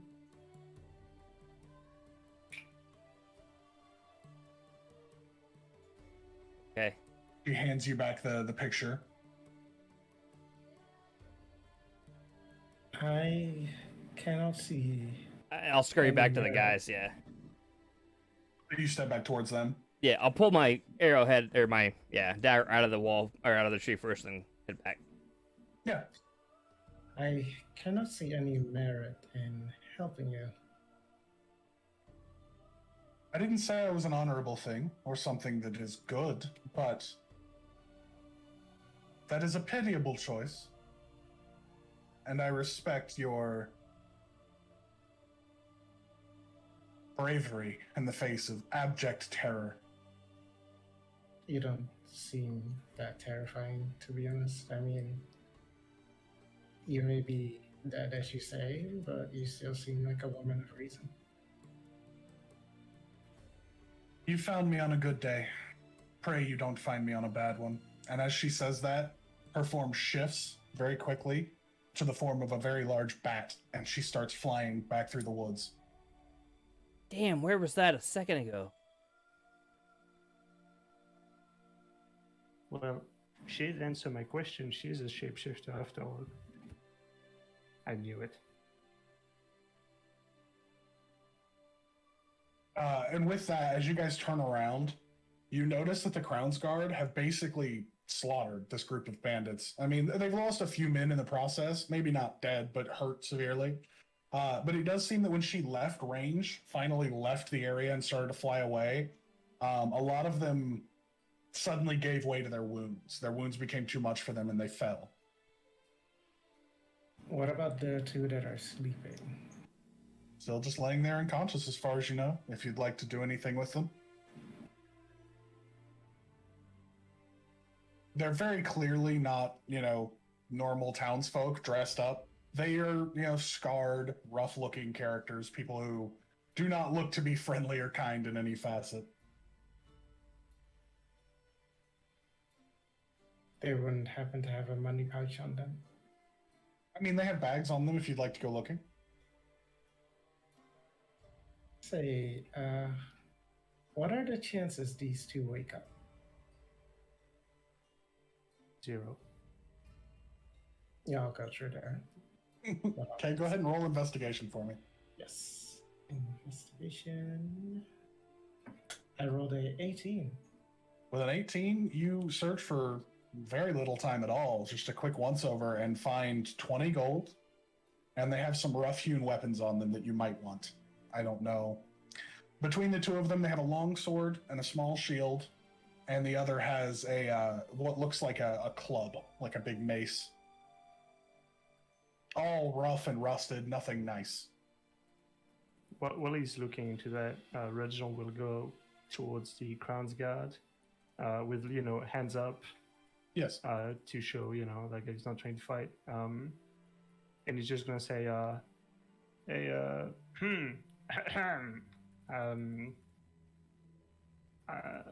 I've got two more back in the forest there, if you're interested.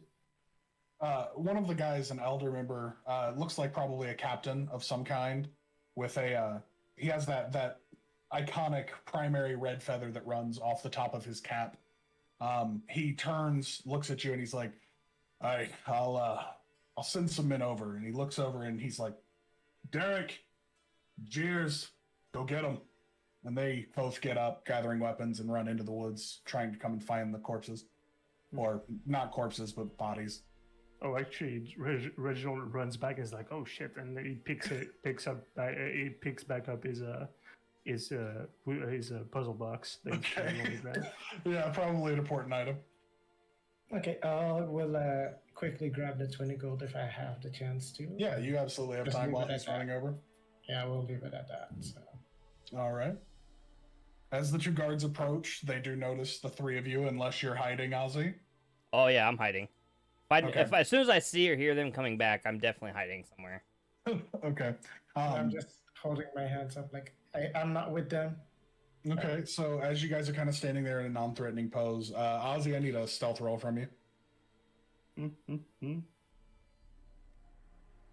12. 12. Yeah, I mean, these guys aren't particularly bloodhounds by any means. They run in, see the bodies. One of them reaches down and touches the one's neck, and he goes, "These are still alive. How'd you do that?" I told them a tale, and they really liked it. Strange.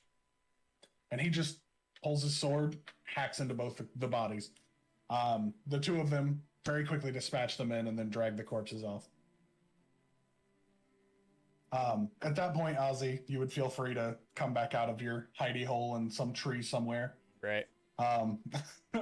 But you three are left to your own devices. Battle is over. Some gold has been made. I guess I'll just go to the captain. Hi, I'm Reginald, by the way. I just thought you should know. These people were controlled by a vampire or something like that. I'm not an expert on the subject, but I think I'm still researching the subject. But anyway, what I'm saying is there is something that has been controlling these people to attack you, and that thing has also been killing folks inside town.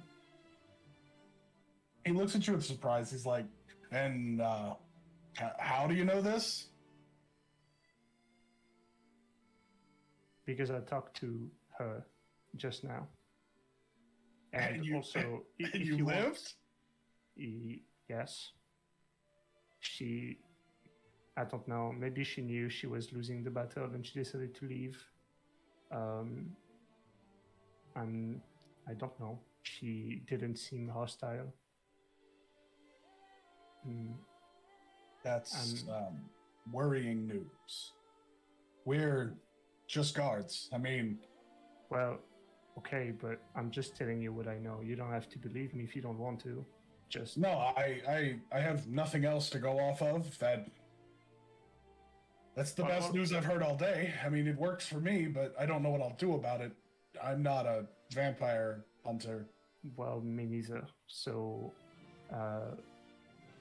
honestly, if it had come to a fight, I think we would have died. I just wanted to talk to her. So, I think you should ask your superiors for reinforcement or for some specialized help. I don't know. I think that's a very good idea. Maybe some temple knows something. We'll have to keep a tighter watch. I don't know what to do. Thank you. Thank you for this information. This will help greatly for someone much better than I at this job. I'm gonna go get a drink. Right. I guess just the last thing, she told us that, well, I got the impression that she was guided by her whims, if that makes sense. She liked this town, but she would not be opposed to find somewhere else if you show enough resistance. That is much better news than the previous. Right. I will get in contact with some higher-ups and hope that we can possibly get something out here. Right, and as far as it looks, I don't know. I know she transformed into a huge bat. Other than that, maybe she can transform into something else, but we've seen her twice now. Well, 3 times actually, and she looked, I gave the description, pale skin, dark hair, dark clothing, as detailed as I can give it. Okay. And he... Actually. Yeah. Do I know if this town is really opposed to, like, magic? Not particularly, no. I mean, we're in the Empire, and it is, tentatively ran by magic users to some degree, short of the king. So people are not opposed to it.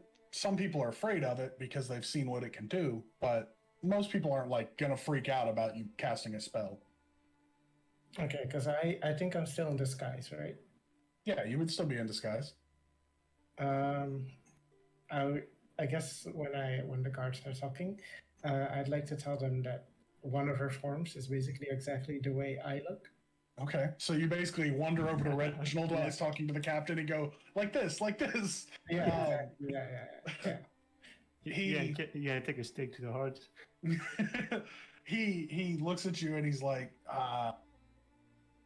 never was a magic user myself, but that's good work. I'll make sure people know to look out for that lady. Thanks. Who are you guys again? I know you're not from here.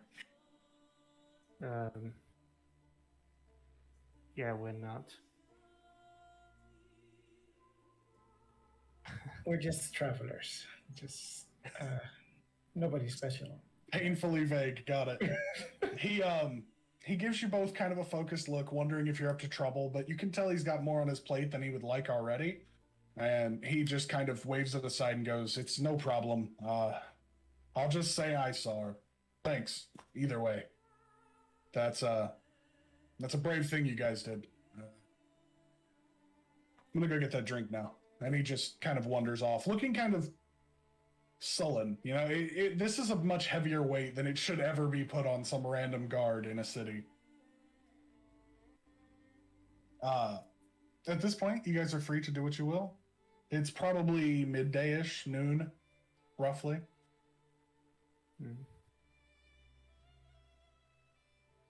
So, Reginald, you're a vampire hunter? Me? What gave you that idea? I mean, you seem to know so much about them. I know nothing about them. Okay, you had a lot of assumptions about them. Well, yeah, like, oh, they can't stand the sunlight. They don't like garlic. You put a stake in their heart and they die. They sleep in coffins. They don't like water. You can't see them in mirrors. They don't bleed. They eat people's blood. I mean, I have many assumptions. I just don't know which ones are true or not. So now I can be sure that the assumption that says that they can fly is true, technically, because they can shapeshift into stuff that can fly. And they can mind control people to some extent. So that's also good information. And who knows, maybe next time I find a vampire, I'll be able to confirm more and more until one day I'll be dead, probably. So, Because people do not survive meeting with vampires, also, I'm told. you just like taking notes of encounters with these creatures. Sure. Yeah, I take notes. Don't you take notes? I mean, I do, though I can't say I'm walking around, trying to gather information on vampires. Okay, then what are you going around for then? I guess you could say I'm looking for someone.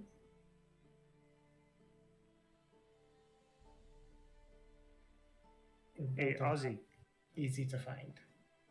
I am not there. If you guys, where are we? Ozzy. That's the question. We're in the field in front of the where the battle took place. Okay, is it clear for me to? Yeah, I don't know.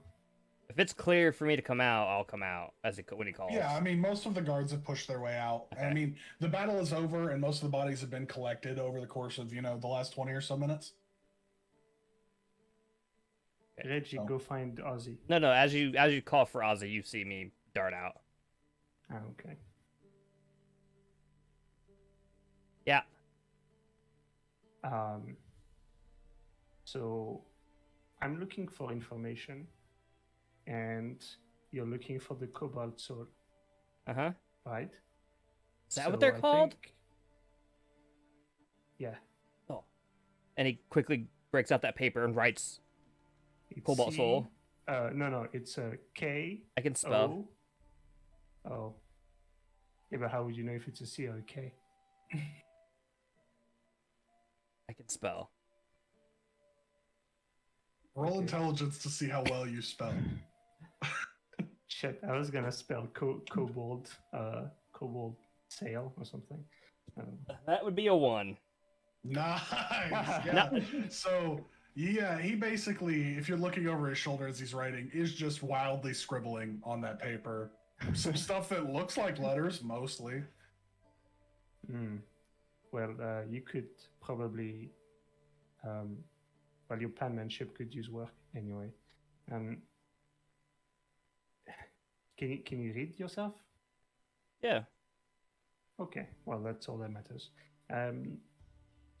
So I think I'm going to. I didn't think of it, but I think I'm going to find the Cobalt Soul. And I don't know. I come? hear they have a lot of information. Can I come? Hmm? Can I come with you? Yeah. Yes. Since you're looking for them too. I was Awesome. thinking, since we're looking for the same thing, it makes sense. And what about you, turning to Matteo? Well, the thing I'm looking for, or even the person I'm looking for, is not easily found. Okay. Well, as far as I know, the people of the Cobalt Soul are pretty good at finding things because they know a lot. I guess I'll take my chances then. Well, on your own or with the Cobalt Soul? With the Cobalt Soul, considering I have no leads whatsoever currently, so. Okay. Well, that's a good place to start, I think. Okay, DM. Yeah. What do I know about the Cobalt Soul and where I might find it? Do they have like chapters across the Empire? Yes, Or- you would know, being, a resident of, well, not a resident, but, someone who's been in the Empire for some time. I've Different definitely, cities. I've definitely not been in, I've been in the Empire maybe less than a month, for sure. Okay. Maybe a week or two at most. I mean, you would know that they, most people know that they have chapters in major cities.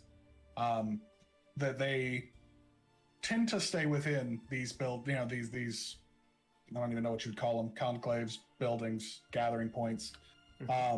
They stay in there and they basically gather knowledge, that they're mostly libraries that they stay within. But the Cobalt Soul is a good source of information on almost any subject, because if one lacks the information you need, they reach out to the others to help find that info. The Cobalt Soul is one of, two primary factions within the Empire. And you, over your, short time here in the Empire, have seen a few members floating around because of their very peculiar garb. The monks' robes with blue mostly as a predominant color. So yeah, I mean, you know enough. Yeah. Okay, so I assume there's no such chapter in Yrrosa. No, there isn't much of anything in Yrrosa. You would know that you're pretty close to Rexentrum. Going east. Okay, so here's my plan. We get prepared, and then we travel east towards. Well, I'm not exactly sure, but I think in Exandria, the capital, we should be able to find something. There should be monks there, and somehow we can maybe find a way to gain some information, right? Makes sense to me. Yeah, that sounds fine. Cool.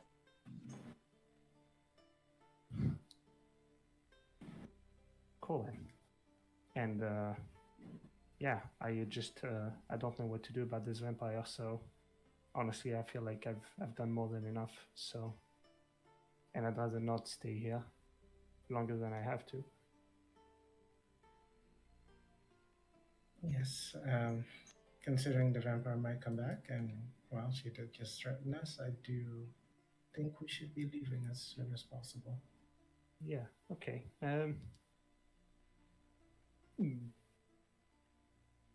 All right. So I guess how far away is Rexentrum? You've not been. You know that it's fairly close. Give me 1 second. Yeah. I guess I'd like to just go around Yrrosa, like go back to the inn and ask the owner, Marin. She would know probably. At least she would know what travelers say or whatever. Yeah. That's not what I wanted. Oops. Yeah. So as you go back towards the inn, you get talking to Marin, and she basically gives you a rough rundown on Rexentrum is roughly, I would say, probably 8 to 9 days on foot away from you south. I'll have to look again just to be sure. Not entirely certain. I don't have a map in front of me. I could go looking through the book. But she says that you're close enough to go by foot if that would be what you need to do. And that it's not a particularly terrible path to walk. The road that goes there is a fairly safe one because it is near the capital. So you would basically just need to get supplies or money for supplies, and have them ready when you go. Yeah. Well, I do have a bunch of rations still. Okay. Though I guess most of them were depleted. Not all of them, but some. Yeah. Give me 1 second, guys. Yeah. I have 5 days worth of rations. Can buy a bit more if needed. I mean, I can. How much rations are like? What, 1 gold? I think. I think so. It's 1 gold apiece. Yeah. I Something mean, like that. I did come across some gold purely out of coincidence, so I could buy some for us anyway. Coincidence. Okay, so you guys, over the next day or so, probably gather your things and get yourself ready for this trip. I'm never going to find this page. Wow. What are you looking for? I'm looking for the page that has the Map? full map of Wildmount in it. Yeah, I mean, I can. marked. I have it, and it's like, it's Yeah. east north. Like, Okay. yeah. Yeah. Works for me, yeah. So, you guys gather your things and prepare.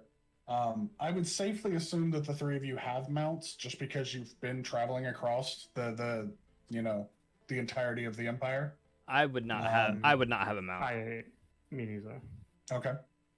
Well, if you'd like to get mounts, would- do what? No, do I have a mount? No, I don't think I would have had a mount. No Okay. mounts. So then you guys are going by foot. We'll call it roughly 9 days-ish. If we want to go ahead and do some real fun travel check stuff. So who'll be heading the basically leading the group towards Rexentrum after finding out where it is and the direction you need to go? I would assume you don't have a map because maps are an expensive and rare thing. Right. I guess if possible, before leaving, I would have tried to maybe look for people heading the same way as us, because Okay. Safety in numbers. So if you could join like a caravan or just random travelers, then if I possible, mean, if maybe. you wait a few days as you're gathering supplies, you would find people going towards Rexentrum. This is one of the final stops before going to the capital city, so you could join up with a caravan if you'd like. I don't know that I want to wait too many days. I know it's up to you guys, I guess. No, I wouldn't want to wait. Yeah, I figured you wouldn't want to wait. Staying in town seems like a bad idea for Ozzy. I guess we can go. Yeah. Okay, so you guys just go ahead and go without? Yes. All right. If I could have someone roll the survival check for finding the path, the most direct route towards whoever feels the most comfortable with leading the party. I don't think comfortable, but someone's gonna do it. All right. I'll say I can do it, but if you want to. Cocked. Oh, hey, 18. 18. Yeah, you pretty easily find your way out of town and down the main road. Upon finding the main road, it's a much easier travel than cutting through woods and things like that. As you guys are going on the first day of travel, I'll say at some point during that first, I assume we would have left like right away at some point in that day, right? yeah, basically that day. At some point during that travel, I would have like turned to Mateo and like, hey, we solved it, right? We solved. Sorry, what? We solved that murder, right? I mean, yes and no. Wait, what do you mean? Well, you are innocent, which is good. But we found out who the killer was, right? So we solved it. Yes. Yes. Technically, yes. However, I'm gonna make a great monk. No, I have no doubt that you'll be a great monk. Have you been around people much? I mean, mainly hiding. You see, Typically, people don't like my kind. yes, and I do apologize for that. You see, the problem is, people fear the unknown, and I don't think people of your kind tend to hang around humans. And to add to that, how do I put this? We don't know whether the guard actually believed us or not. I assume they did, which means the murder is solved. However, whether the people will believe the guard is an entire story on its own, meaning you might still be pinned for it if you ever go there, or not. It's hard to say. Even if they believe it, it doesn't matter because probably they can't do anything about it. I mean, I don't intend to go back there. Right. I just wanted to know if we solved the crime. Well, we know who did it, but we couldn't stop it. So I would say it's half solved. Oh.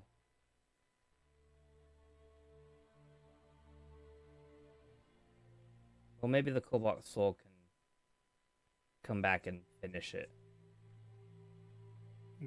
That's the plan. But it's not for us to do. Okay.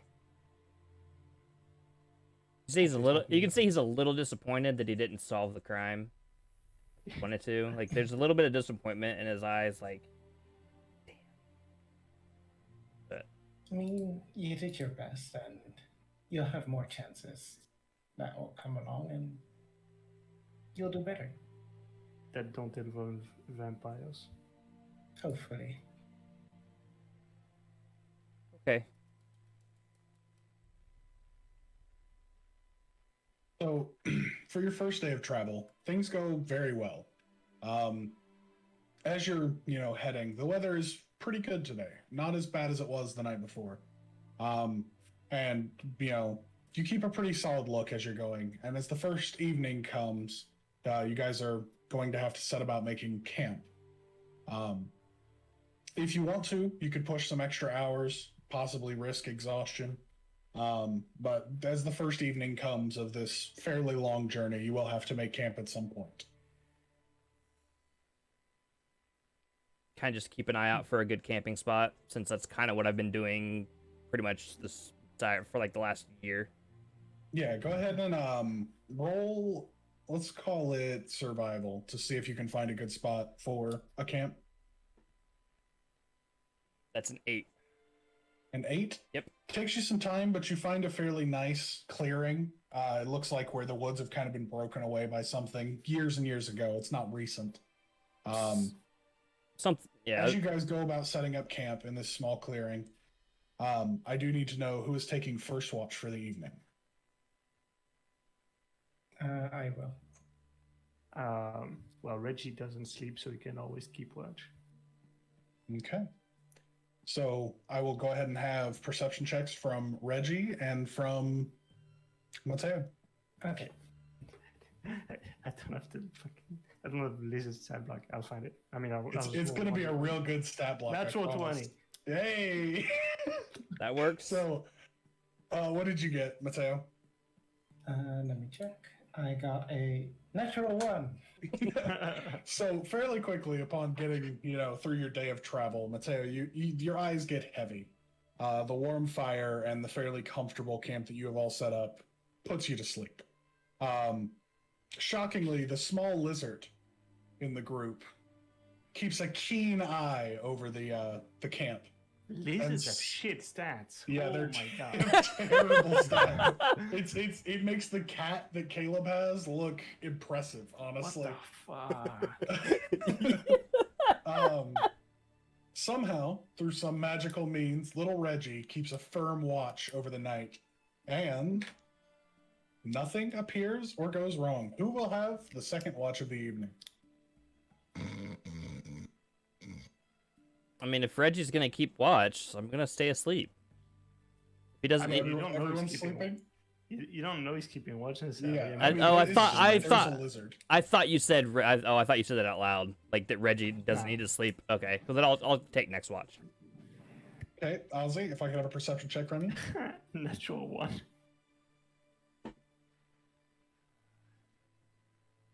16. 16. Rudely awakened by a small lizard pattering your face, you pick up your watch for the evening and comfortably sit by the fireside, making sure that nothing comes to bother. It's a quiet evening. Almost too quiet, but you've grown kind of used to the Imperial wilderness being kind of strange. Nothing seems to appear. And for third watch, I guess it will be Reginald. 15. 15. I say as Reginald wakes up to like shift change, he hears me muttering to myself, "Don't eat him! Don't eat him! Don't eat him! Don't eat him! Don't eat him!" Where? Huh? Nothing. And I just screw it and go back to sleep. Okay. About 3 hours into your watch, you hear what sounds like branches snapping in the brush to your left, kind of northward from you, from the camp. It sounds kind of heavy, but nothing seems to be coming.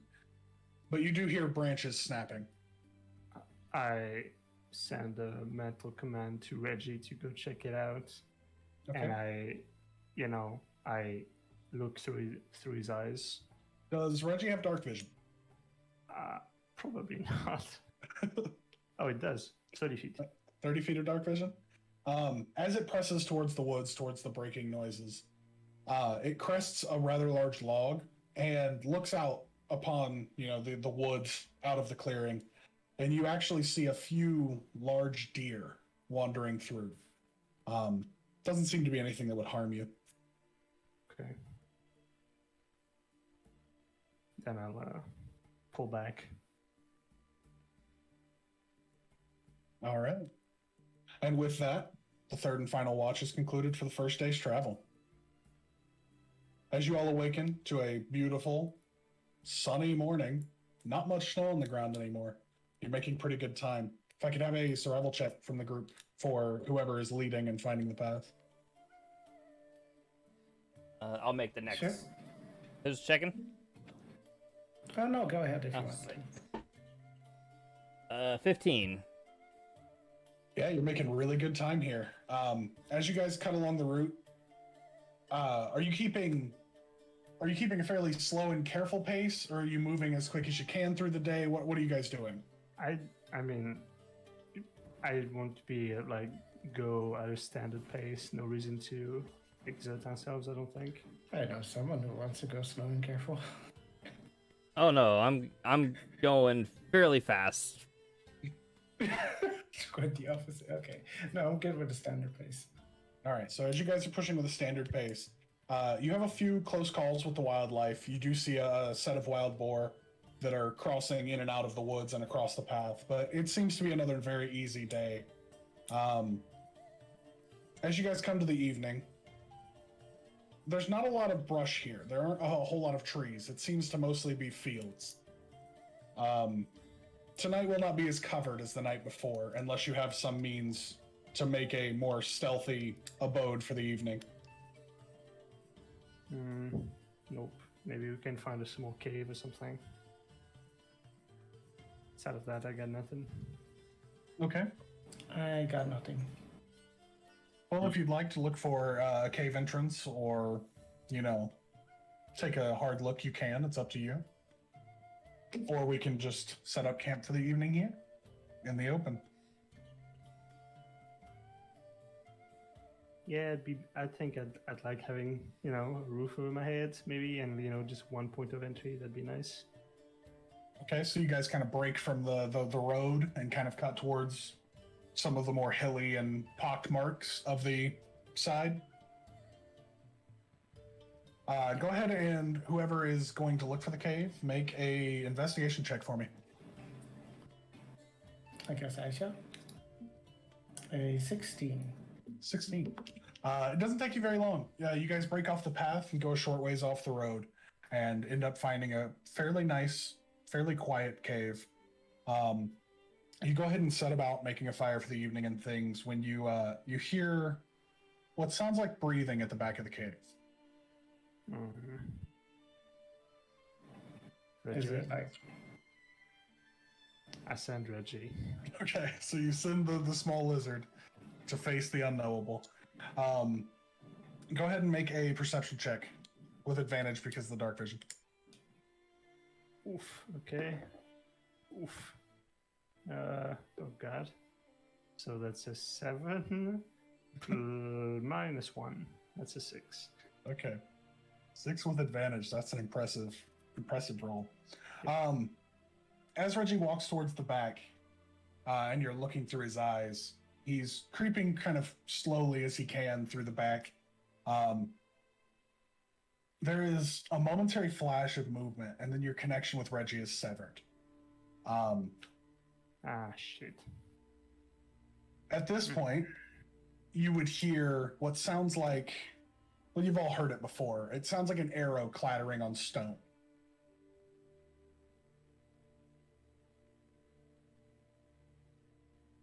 That's not good. Okay, well, maybe we don't go there then. Find somewhere else. So you're all leaving the cave then for the evening? Yeah. I mean, Would I know what that might be? I mean, it's a familiar tactic. Some of your people in your time have used this trick of hiding in caves to hunt small animals when nightfall comes. Right. well, I don't know. I just don't feel comfortable tying get into a cave where obviously there's someone inside. So, well, they were there first, so they can keep it. You guys go ahead and head out of the cave for the evening? Yeah. All right. We'll just camp in the open. As you guys go ahead and set up camp, I need the first perception roll for the evening. First watch. I'll do it. 10. 10. It starts to rain as evening comes as you break into the open. And it's for it being rainy, it's not that cloudy. You can see a lot of the night sky. You see a small, what looks like green star move across the night sky. Haven't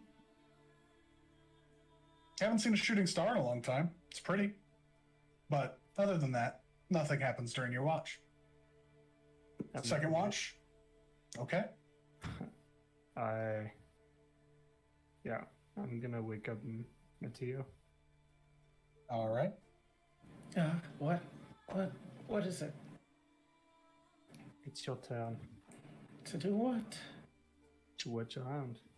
I was having Yep. such a wonderful dream. None of my reflection was in it. It was amazing. Okay, yeah. I'll get up and then go on my watch. Alrighty. Perception, correct? Yep. Okay. A 7. A 7. That rain holds through most of your shift. As you watch, you don't hear or see anything. Nothing happens. But that same shooting star is still moving slowly across the night sky. You two didn't communicate about it, so for you, it just appears as if it's a nice star. Rare to see a shooting star stay in the sky for so long. And with that, that is the end of your shift. Ozzy, if I could have the perception roll from you. 17. All right. With a 17, again, the rain holds, getting colder. It's probably mid-fall here in Wildmount, and the rain is somewhat biting, but you've been doing this for a long time.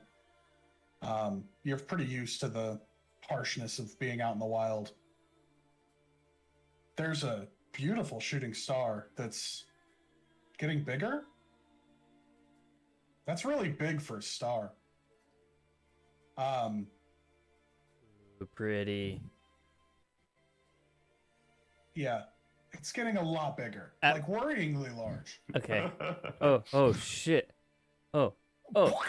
Well, Guys. TPK, guys. Guys! And So you start to wake the party I up? start waking them up, yeah. All right. Yeah, you guys are all awakened. He points to the star. The star is much larger than when you saw it, Reginald, and a fair bit larger than when you saw it, Mateo. Is it gonna crash? I don't want to be here if it does. Is it coming straight our direction? Say, is it coming at us?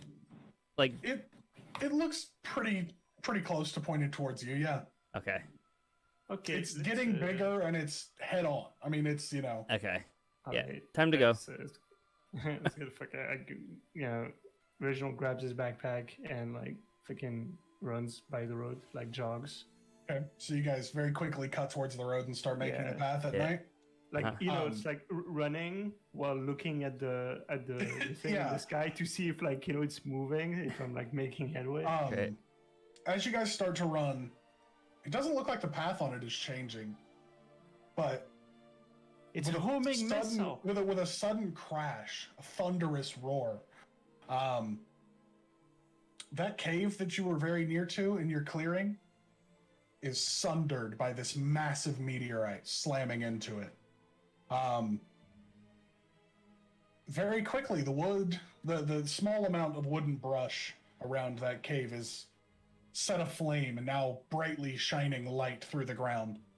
A deep green glow comes from everywhere where that crash happened, along with a fair amount of fire in the, now collapsed area. What if I?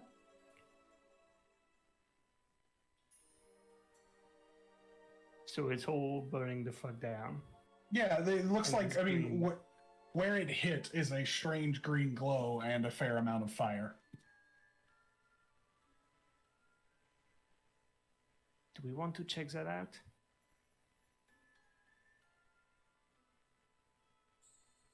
Well, yes. Hmm. I mean, can't you just use your lizard thing to see what happened? No, I can't. You didn't make it out of the cave. Right. Hmm. Though I would say probably us being in the cave, not being in a cave was a pretty good decision.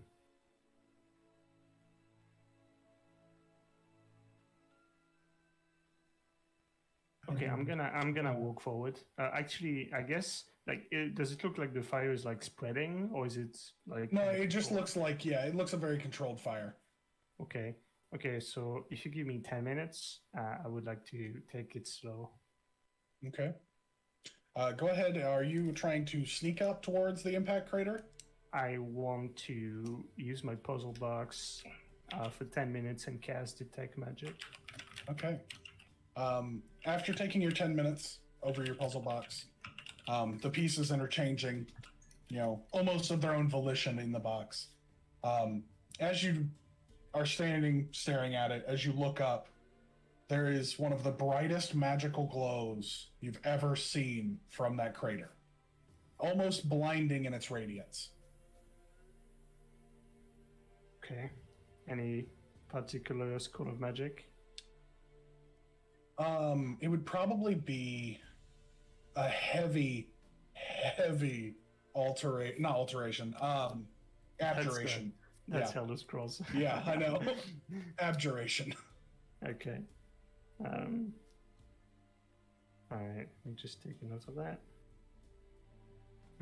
Abjuration, that's weird. Okay, well, good news is I do not think that this meteorite or the green glow, whatever it is, I don't think it's dangerous to be around at least, but let's be careful. And I guess Reginald will like walk towards it. Okay. Just openly walking towards everything. Yeah, pretty much, and like get a view of the crater and what's inside, pretty much. As you guys step back towards the clearing off the road, that cave that you had seen that looked like a comfortable place is now a glowing green crater, probably 30 or so feet across. It didn't change the shape of the landscape massively, but what was before a fairly easy decline into that cave is now almost a steep fall downwards, probably a whatever angle. I'm not good at math. But it is a fairly steep decline now into that cave. Everything is glowing with these strange veins of green energy.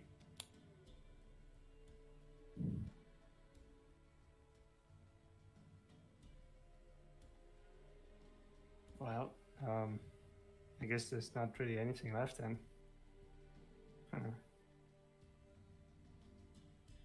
Do we feel strange or anything? You don't feel particularly strange. I mean, it's a very strange happening. None of you have ever been this close to a meteor hitting where you were trying to sleep. But it is... You don't feel strange. You don't have like a magical effect on you right now where you're like glowing. Like, congratulations, it's radiation. Damn. You all died. Yeah. Okay, well, my curiosity is sated, so don't know about you, but I'm good. Yes, I guess I'm fine. Yeah, and Reginald is gonna scuttle the fuck away. As you guys are going to leave, you hear a soft voice. Help. Help. Do you hear that? Yeah. God. Reginald like takes his puzzle box again, pulls a compartment open, and 4 blobs of light come out Okay. as he casts dancing lights, and tries to make like there's gonna be fire everywhere, but just to Can I have the perfect light. can I tell As where you light up the cave, what was that? I was gonna say, can I tell kind of where that voice was coming from, like the direction? Was it sounded down like it was inside the cave. inside the cave or crater? Yes. Okay. It just seems like it was somewhere you couldn't quite see from the entrance. So Okay. it's inside somewhere. And that fire is more of a smoldering now. There's not a lot of fire left. Right. It seems like what little bits of organic plant matter have burned away from just the sheer intensity of a meteor hitting. And you But said other than that, it was about 30 feet of like a steep drop. Yeah, pretty close to a drop, like almost a slide in angle. Oh, so it's like a slide? Yeah, roughly, like a fairly steep slide. You could descend down, but coming back up would be a little difficult at 30-ish feet up. Okay. I'll pull out my rope. Okay. About 50 feet. Just whatever's standard adventurer's gear, whatever it is that you get. Yeah, it's like a 50-foot length of rope, I think. Somebody want to tie this off? Find a tree and I'll tie it off. I guess somewhere close. Sure. I guess that's Okay. if there's a place that looks like it's good enough. Yeah, there are several pieces of broken rock and shale Shit. that you could lock into and tie the rope down with. Okay. Once I do that, I'll start going down into the crater. As you descend down, that voice crying help gets a little louder. As you get closer, it sounds like a man. Not sure. He doesn't have a distinct accent to tell you where he's from, but it's certainly a man that is quietly trying to say help with bated breath. As you descend down, that green glow it's harsh. It's not painfully harsh, but it is a strange feeling that it gives you as you descend. Are the rest of you following? Yes, I Do will. I? Okay. So it's not hurting me, right? The glow, whatever it is. It's not hurting. It feels like being in a tanning bed almost. Okay. It is light on a level that almost hurts. I'm gonna stay at the top. Just as long as I have a good vision of what's happening down, then I'll stay at the top. Okay. And are you sending the globules in to the cave? Okay. Yeah. But I as will you head on push, down. okay. So the two of you are pushing through, and Reginald, you're staying out in the entrance. I mean, if I have to go down for the lights to keep going, then I'll go down. Okay. With you in the lead, Ozzy, if you could make an investigation check for me. I better find Abensur, I swear to God. It's a 4. As you're looking around, that the cry for help it's hard to place. You're searching. You know you can hear it. You both can hear it, but you just can't seem to find the source of the cries for help. Damn. No green power ring for me. Man, one way to ruin a campaign, instant. Your Green Lantern, congrats.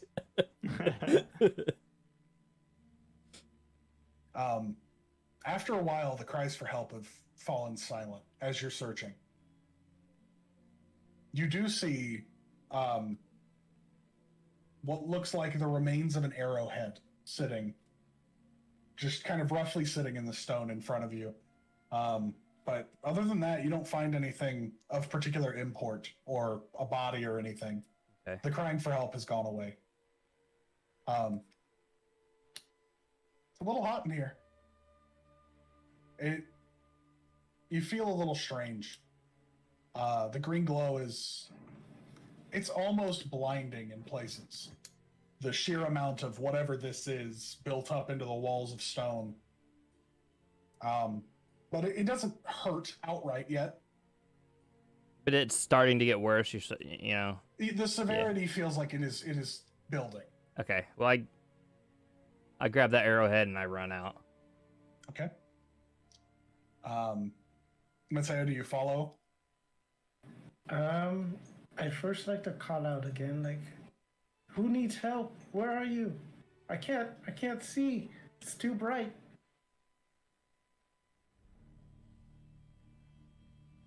As you call out, you hear a soft voice. I need help. And you look, and there seems to be a turn that you didn't notice because of the light.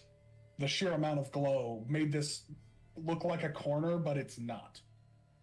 It's a small alcove off to the right as you go deeper into the cave. And as you go deeper, the intensity builds. The heat and the sheer force of this light seems to almost burn. You do take 1 point of damage. Okay. And grow an arm. I hope not. The radiation test from Fallout 3. As you round the corner, you do see what looks to be a small humanoid figure with a hand outreached towards you, holding what looks to be a glowing green piece of stone. Are you hurt? We need to get out of here right now. They're trying to pull themselves, but they're pinched under rocks. The words aren't finding them. They seem very close to death. Is the rock like small enough for me to push it off? And also, while I'm thinking that, I'd like to say like, Aussie, over here, come help me out. Yeah, if I hear him, I run back in. All right. I would assume you weren't even probably off the rope yet, so basically just drop back down. Yeah. As you round the corner, you see the situation that's going on, and if you'd like to roll strength, you can try and push the rock off of this person. Mateo. Sure. It's just strength safe or straight strength? It'd be athletics, I guess, is the best way to do it. Okay. Can I By help? the way, when I hear like them, like shouting and such, then I'll start going down. Okay. Okay. I rolled a 6, by the way. Can I help? 6. Can I help him and give him advantage? Absolutely. Yeah. As you're That both was pushing the on the rock. advantage. I mean, I was gonna do that anyway, but he already rolled and said it before I could actually say it. So if you want to make him keep the 6, you can. As you're both shoving, this rock is pretty dense, and the heat from the rock and the surrounding cave is almost painful. It's in its intensity. You're starting to see why this person is probably so hurt. They probably weren't directly impacted by the meteor, but are slowly being burned alive by this magical energy. If you'd like to go ahead and roll again. Yeah, slow cooking. Okay. Another athletics, correct? Yes, another athletics with advantage from the help. 10. 10. A 10 is just enough. Both of you grit down. Ozzy, you much lower on the rock. And you push and finally get this person's legs free. The leg is almost ruined on this rock. But you can now carry the person out safely. You'll just need to do another athletics check to get them up the rope somehow. You both also take 1 extra damage. Okay, so that's just my first one, right? So I didn't take one from the first time. Yeah, you didn't take the first set, but you've been in long enough that you're both taking damage now.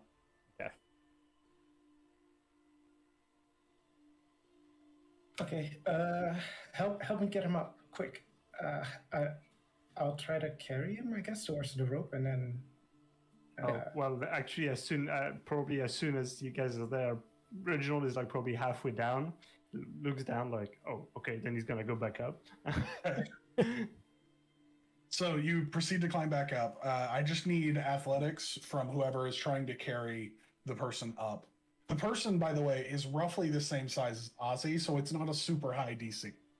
Oh, and the green rock, is the person holding on to He it? is clutching it, almost with a death grip, just holding onto the thing very firmly. Well, once I'm up there, I can help at least, hoist. Right. I go ahead and take the athletics with advantage, whoever's going to carry up, because the 3 of you are all helping each other. Okay. Get the person up.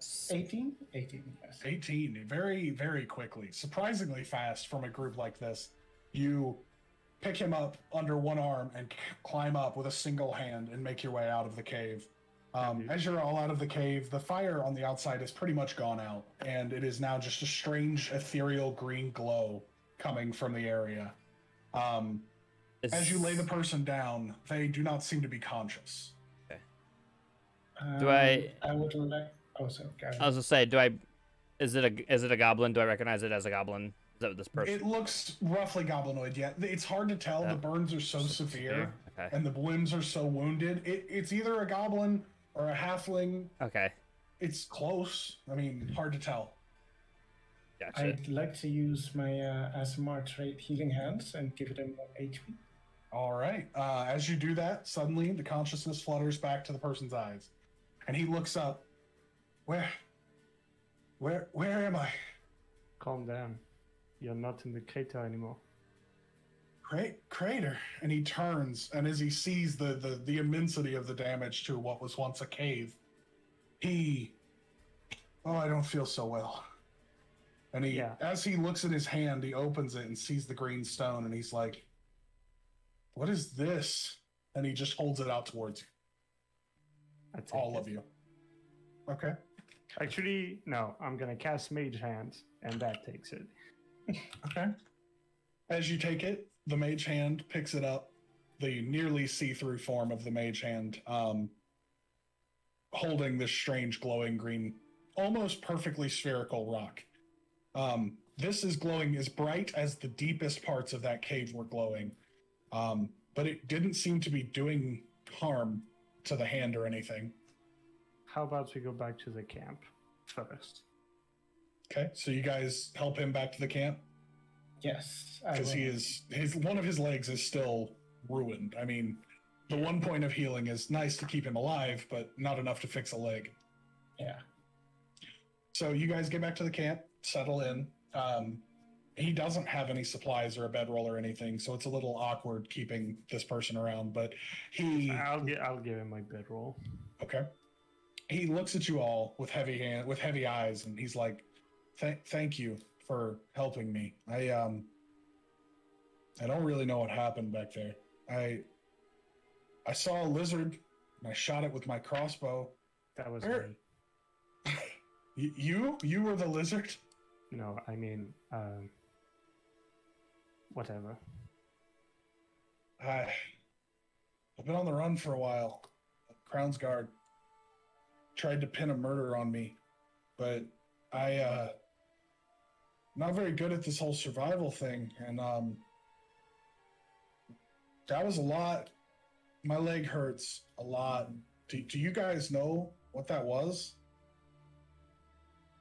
I guess Reginald is going to be inspecting that gem. And like get some idea of what it is. Go ahead and roll Arcana for me. Yeah, if it helps, I'm proficient in Juo's tools. Okay.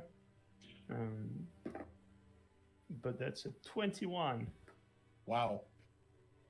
This stone is absolutely not of the material plane. It is it's unlike any magical stone you've ever seen. It's laden with magic, but you're unsure what this stone is actually of. It does not appear to be like any other magical item you've ever seen in your time. Okay. Well, the good news is that I don't think it's bad. The bad news is I have no clue what this is. So I'm gonna wrap it in like a patch of leather, and I'm gonna keep it in my pocket. Okay. As you guys settle in for the night, your new friend turns and he says, I forgot to say,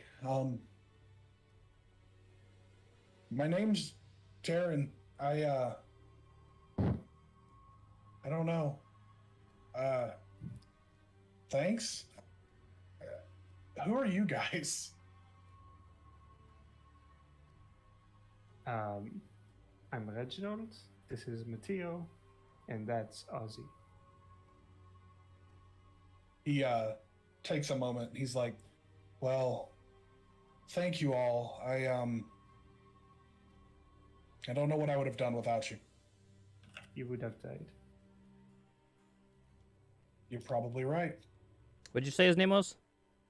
Darren. Darren. Oh, it's a B. I thought you said Taryn. I'm like, Tarantino? Quentin Tarantino trapped in a rock cave. So, That's his next movie, guys. We already know. why are you clutching that? I don't know. The last thing I remember is shooting a lizard, and then this. I think I passed out for a while after the hit. Strange.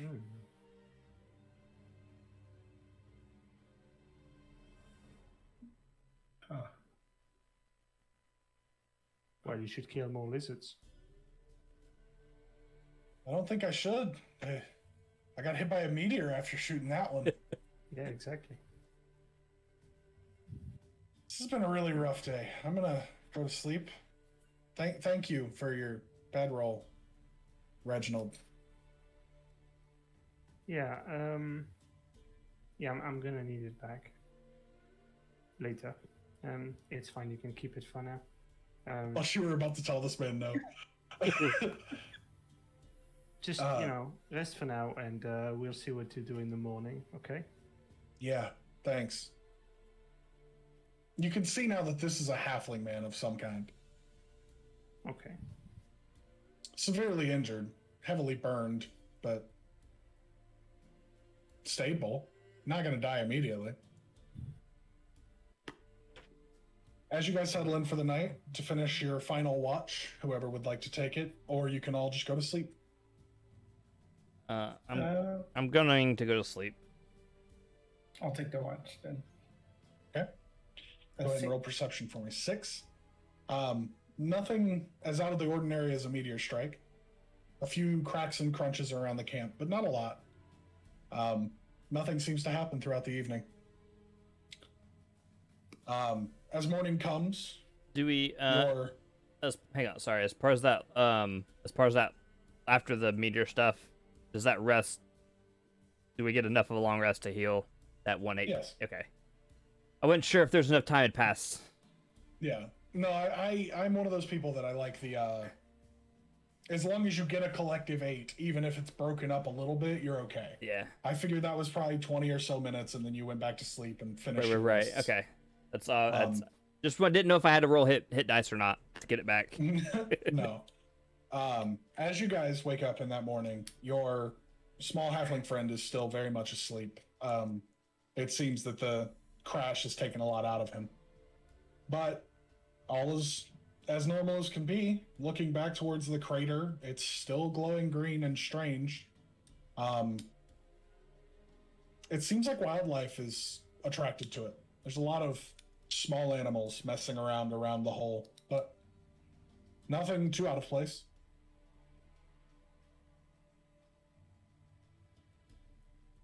Whoever would like to make... Go ahead. The green rock is still glowing, I assume? It's in Reginald's pocket. I see. Reginald, is it still glowing? Takes it out, unwraps it. Just as brightly as the night before.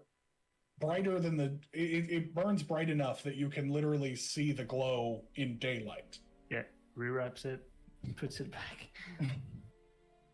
So, what are we going to do with our newfound friend?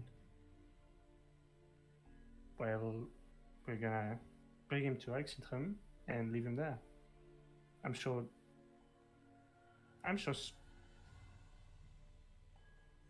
there'll be someone to take care of him somewhere. A temple, maybe. Temples don't throw away people, do they?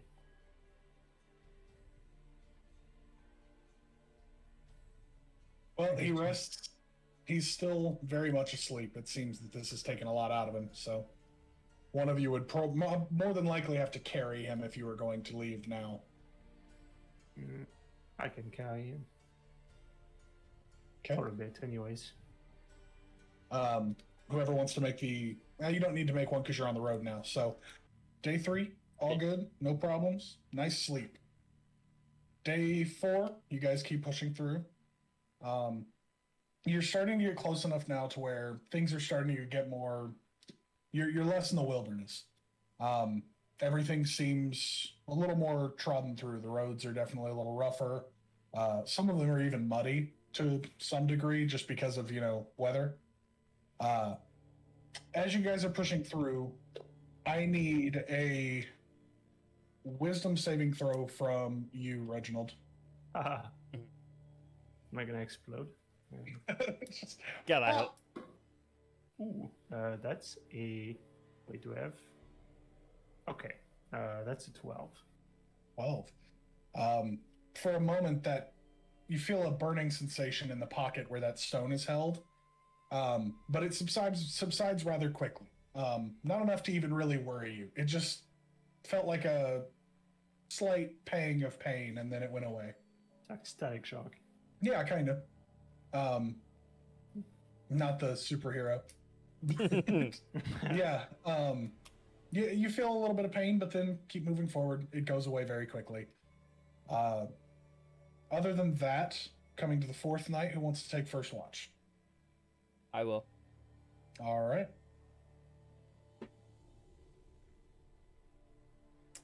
6. 6. Your eyes are heavy from, becoming a little road wearied from hard travel for a few days. And I'm going to assume that you guys are moving a little slower to equate for your damaged halfling friend. So it's hard to keep your eyes open for this first part of your watch. Nothing seems to happen. If I could go ahead and have the second watch. 7. 7.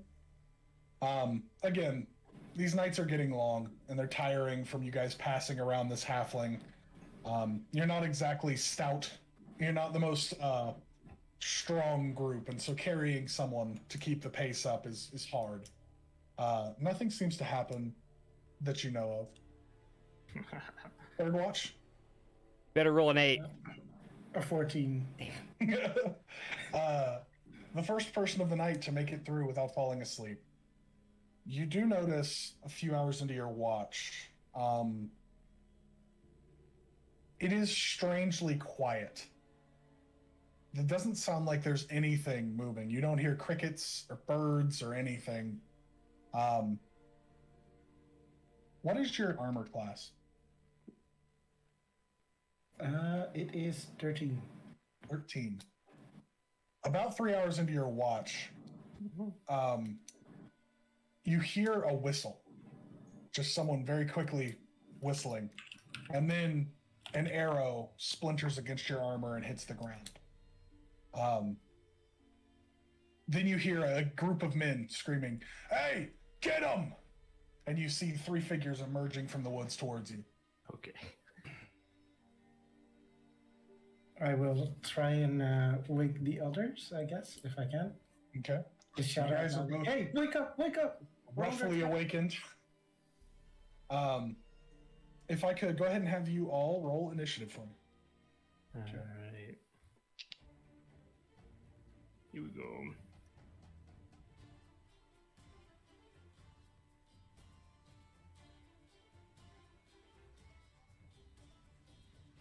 That's a 12 for me. I got a 20. 14.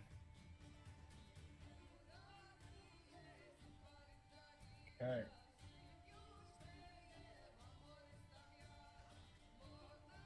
That puts Mateo in the lead.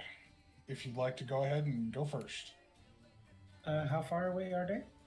Roughly 30 or 35 feet from you. And how many can I see?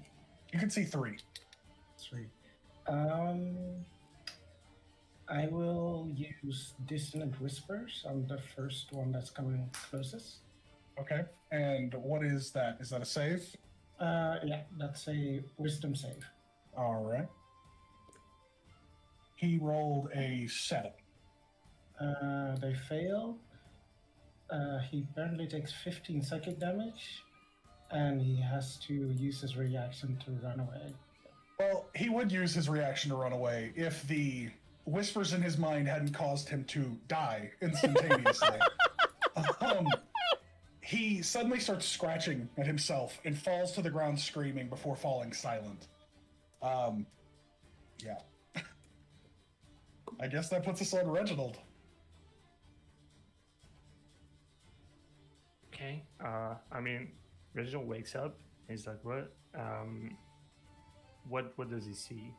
You would see Mateo stand up, cast a spell through whatever means that is cast, and then you would see one of the 3 people charging towards you, swords drawn, fall to the ground, grappling with his own face, and then fall silent after screaming for a short time. Okay. I guess if I can't see anyone else,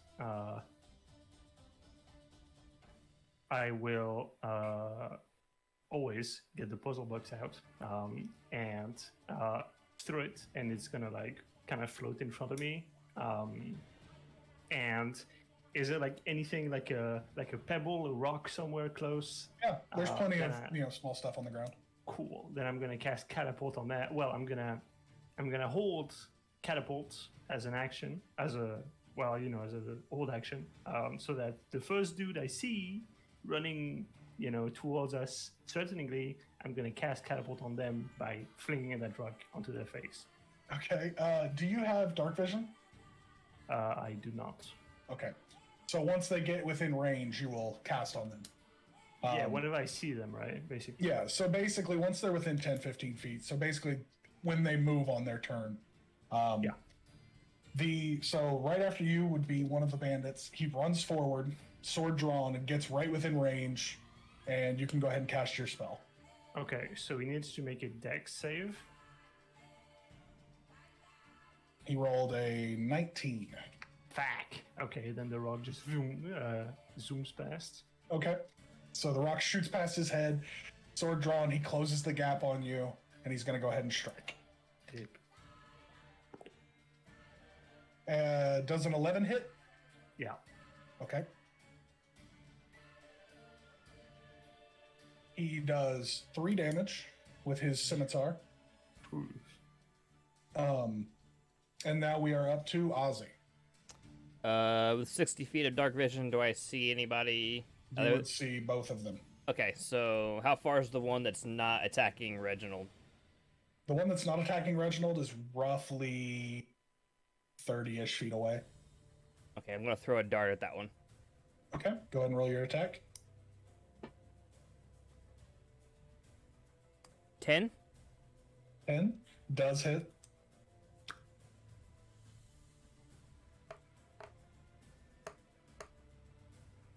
And what is the damage on that? That is 3 points of damage. Okay. That brings us to bandit number. Make that 4, because I'll use Fury of the Small.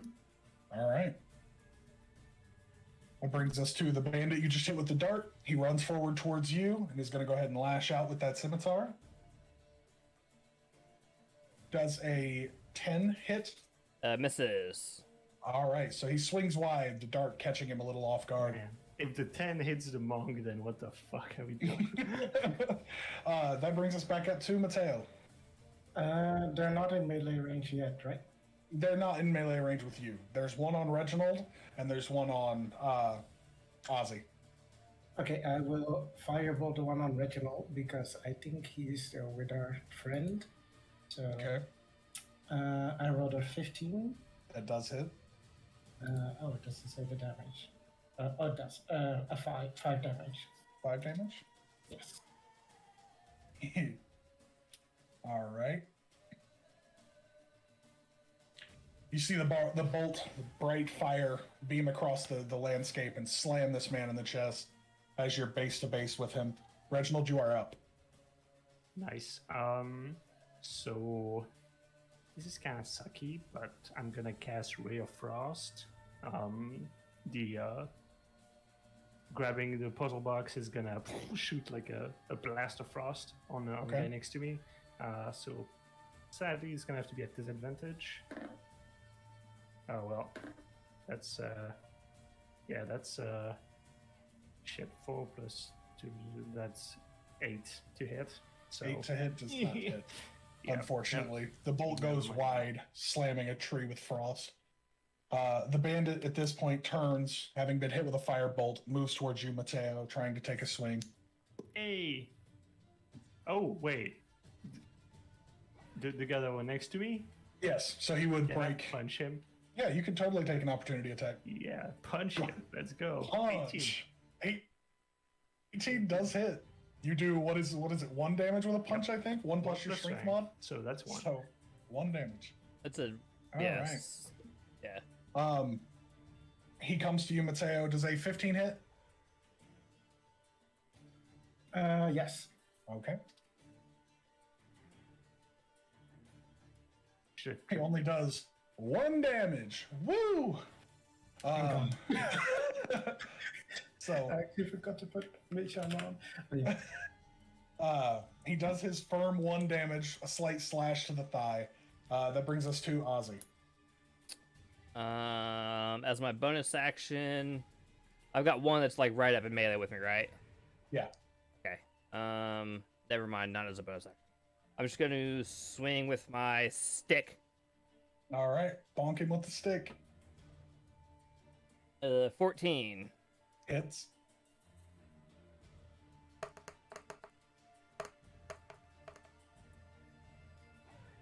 Uh, 10. So you see little Ozzy pull the stick for the first time and crack this guy in the head, and he falls unconscious onto the floor. Well, not unconscious, but he falls to the floor.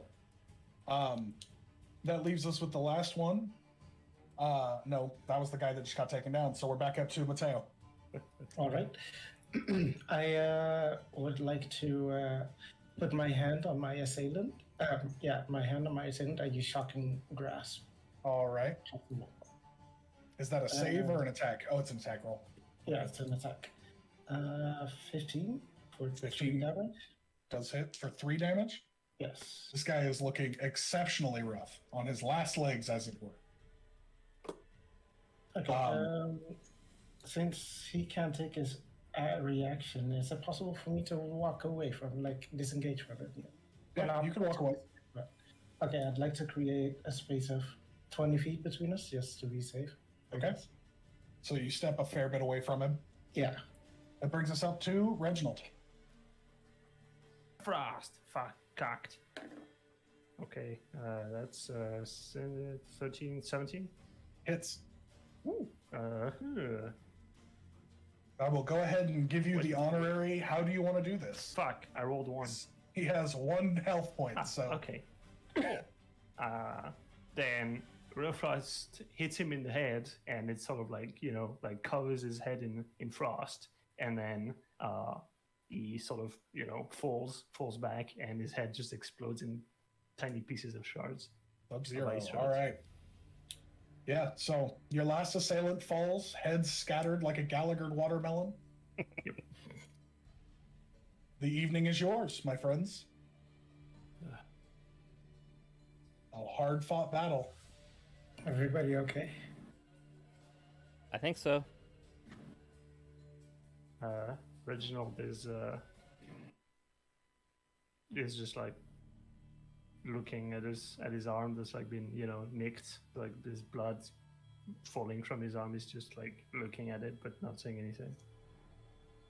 And what about Darren? He was still asleep. He has basically been comatose this whole time. He is pretty much the epitome of a weight on your party right now. Okay. Do you need healing, Reginald? No. Can I go find my dart that I threw? Yeah, go ahead and roll perception for me.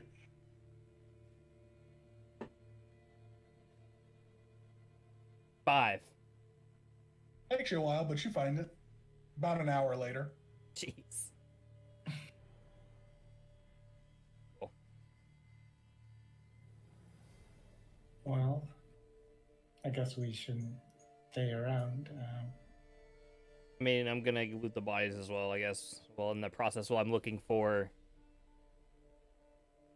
Okay. It takes you some time, but you have plenty looking for that dart. As you siphon, through their pockets and things, you find roughly 50 silver on one of them. You find a few arrows and a crossbow that looks to be in working order. And then you also find, it looks to be a case, almost a full case of alcohol on them. Okay, so... Yeah, the priority is straight. How much silver did you say it was? 50 silver. Sure. Most of their gear is tarnished to the point of not being useful anymore. Crossbow. It looks like what they had was just barely enough to be thieves. So 50 silver, crossbow, and case of alcohol. Yeah, and then an assortment of bolts.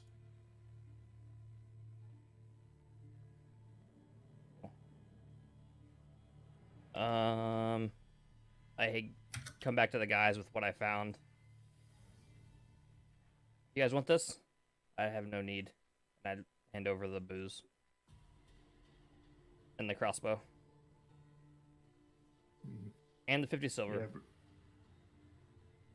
Yeah, the original blister kind of had of it. He's like poking his arm where he's been sliced. I will, Mattia will, take the crossbow and just be like, "Oof, that's heavy." I think it might be a bit too heavy for me to be using. I mean, I have the smaller variant, but yeah, and then hand it back to Ozzy. Maybe it's better on someone else. I mean, can you at least carry it? Maybe we can I mean, sell it. Yes, of course, I can carry it.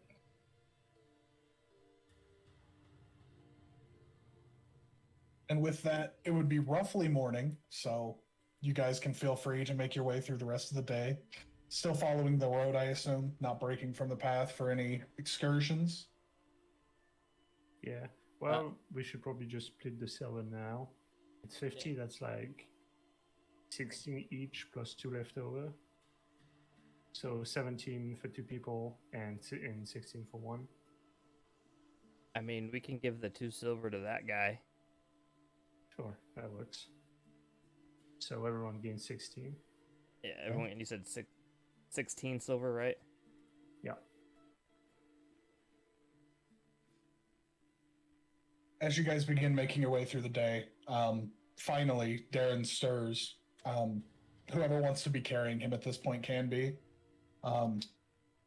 He looks out, realizing who you are and the fact that you saved him, and begins apologizing profusely for having to be carried along for so many days.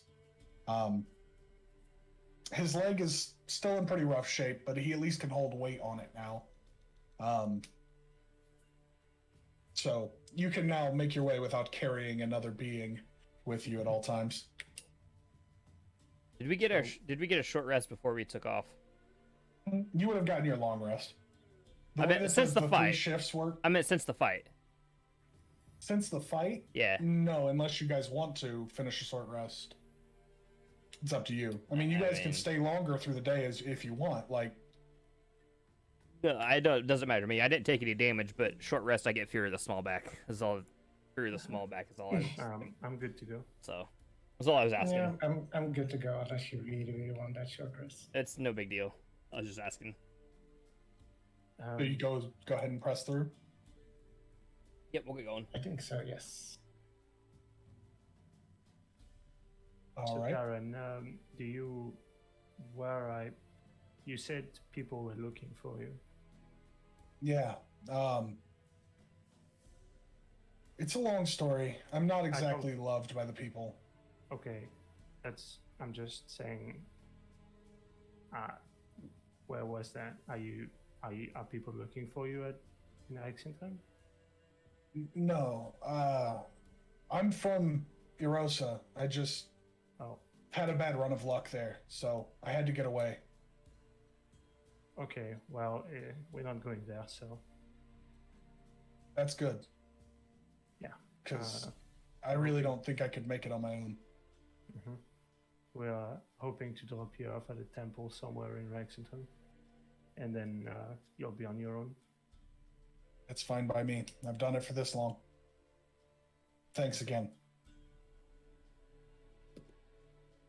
He reaches into his pockets, and they're mostly torn. I mean, the clothes he's wearing are basically ruined.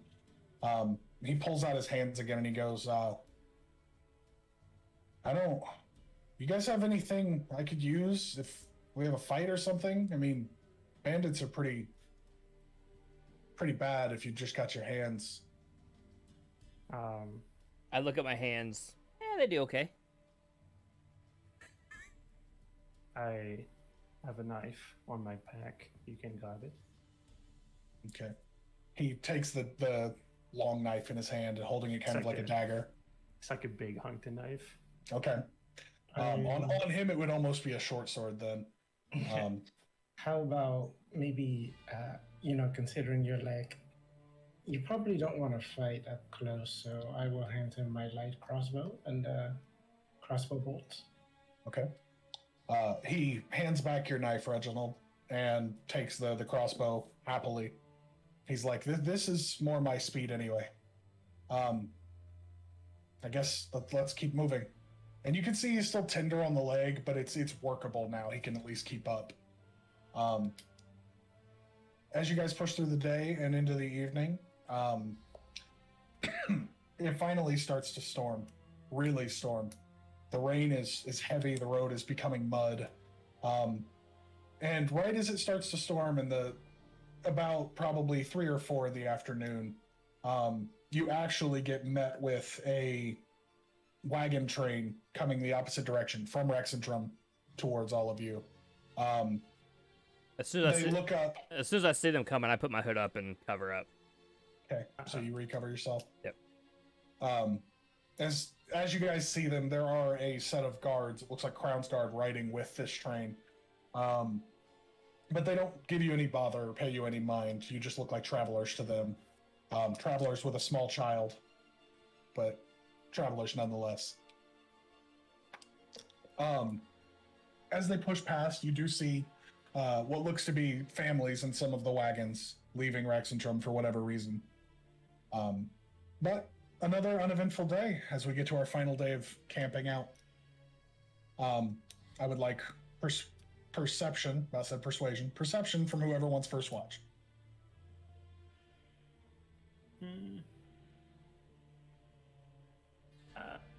16. 16. Throughout the night, you do catch a few what look to be forward scouts from another wagon train going by on the road, but they don't pay you any mind. You guys don't look like a big scary band of marauders that are going to come run down the train, so they'd let you be. Other than that, Reginald is not even armed. Aside right. from the hunting knife, he's not even armed. You're just not a particularly harmful-looking group. Between 2 people looking unarmed, 1 guy with a small crossbow and a leg that looks ruined, and Mateo, who I don't think you have a weapon out, do you? Not like in my hands, because I put the crossbow away. Right. So yeah, basically I look unarmed. A bunch of unarmed civilians, great. I mean, I look like a kid with a stick. Yeah, a kid with a stick. So scary. We'll go ahead and go to the second watch for the evening of our 5th day of travel. 21. Natural 20. 21. Wow. Paying close attention, you do see some wildlife nearby. Of all the things to see, you actually see an owlbear pass fairly close to the camp, but then walk away. It doesn't look like it's like rooting around for things to eat. It just looked like it was passing through, and when it saw the camp and the fire, it left. Probably your first encounter with an owlbear so far. That was cool. Third watch? Let's see, a 5. A 5? Yes. Even with all the sleep you got, it's hard to keep your eyes open in the comfort of a warm campfire in the pouring rain. Nothing seems to happen. Going on to day 6, 7, 8. You're finally arriving at Rexentrum. The city looks immense. Walls that are easily 30 or so feet high all the way around. Towers looming far above the edges of the walls. I know in the case of Reginald, you've been to some big cities. Mateo's been to some big cities, but for you, Ozzy, this is a lot. A lot. This is a big town, bigger than anything you've ever seen. You see a lot of guards. The presence is very heavy here. I mean, this is the capital. And as you guys are pushing in, you arrive to the gate that is open, letting travelers come and go as they please. You arrive in the Mudtop Ward of Rexentrum. And I think that would be a pretty good point to end it for session 1. Yeah, I agree. Sounds good to me. didn't expect us to fucking mosey over to Rexentrum, but Yeah, I didn't either. I was not prepared for Rexydrome session 1. well, I wasn't about to tackle a damn vampire, so Right. I'm so glad you didn't. I am so glad you didn't.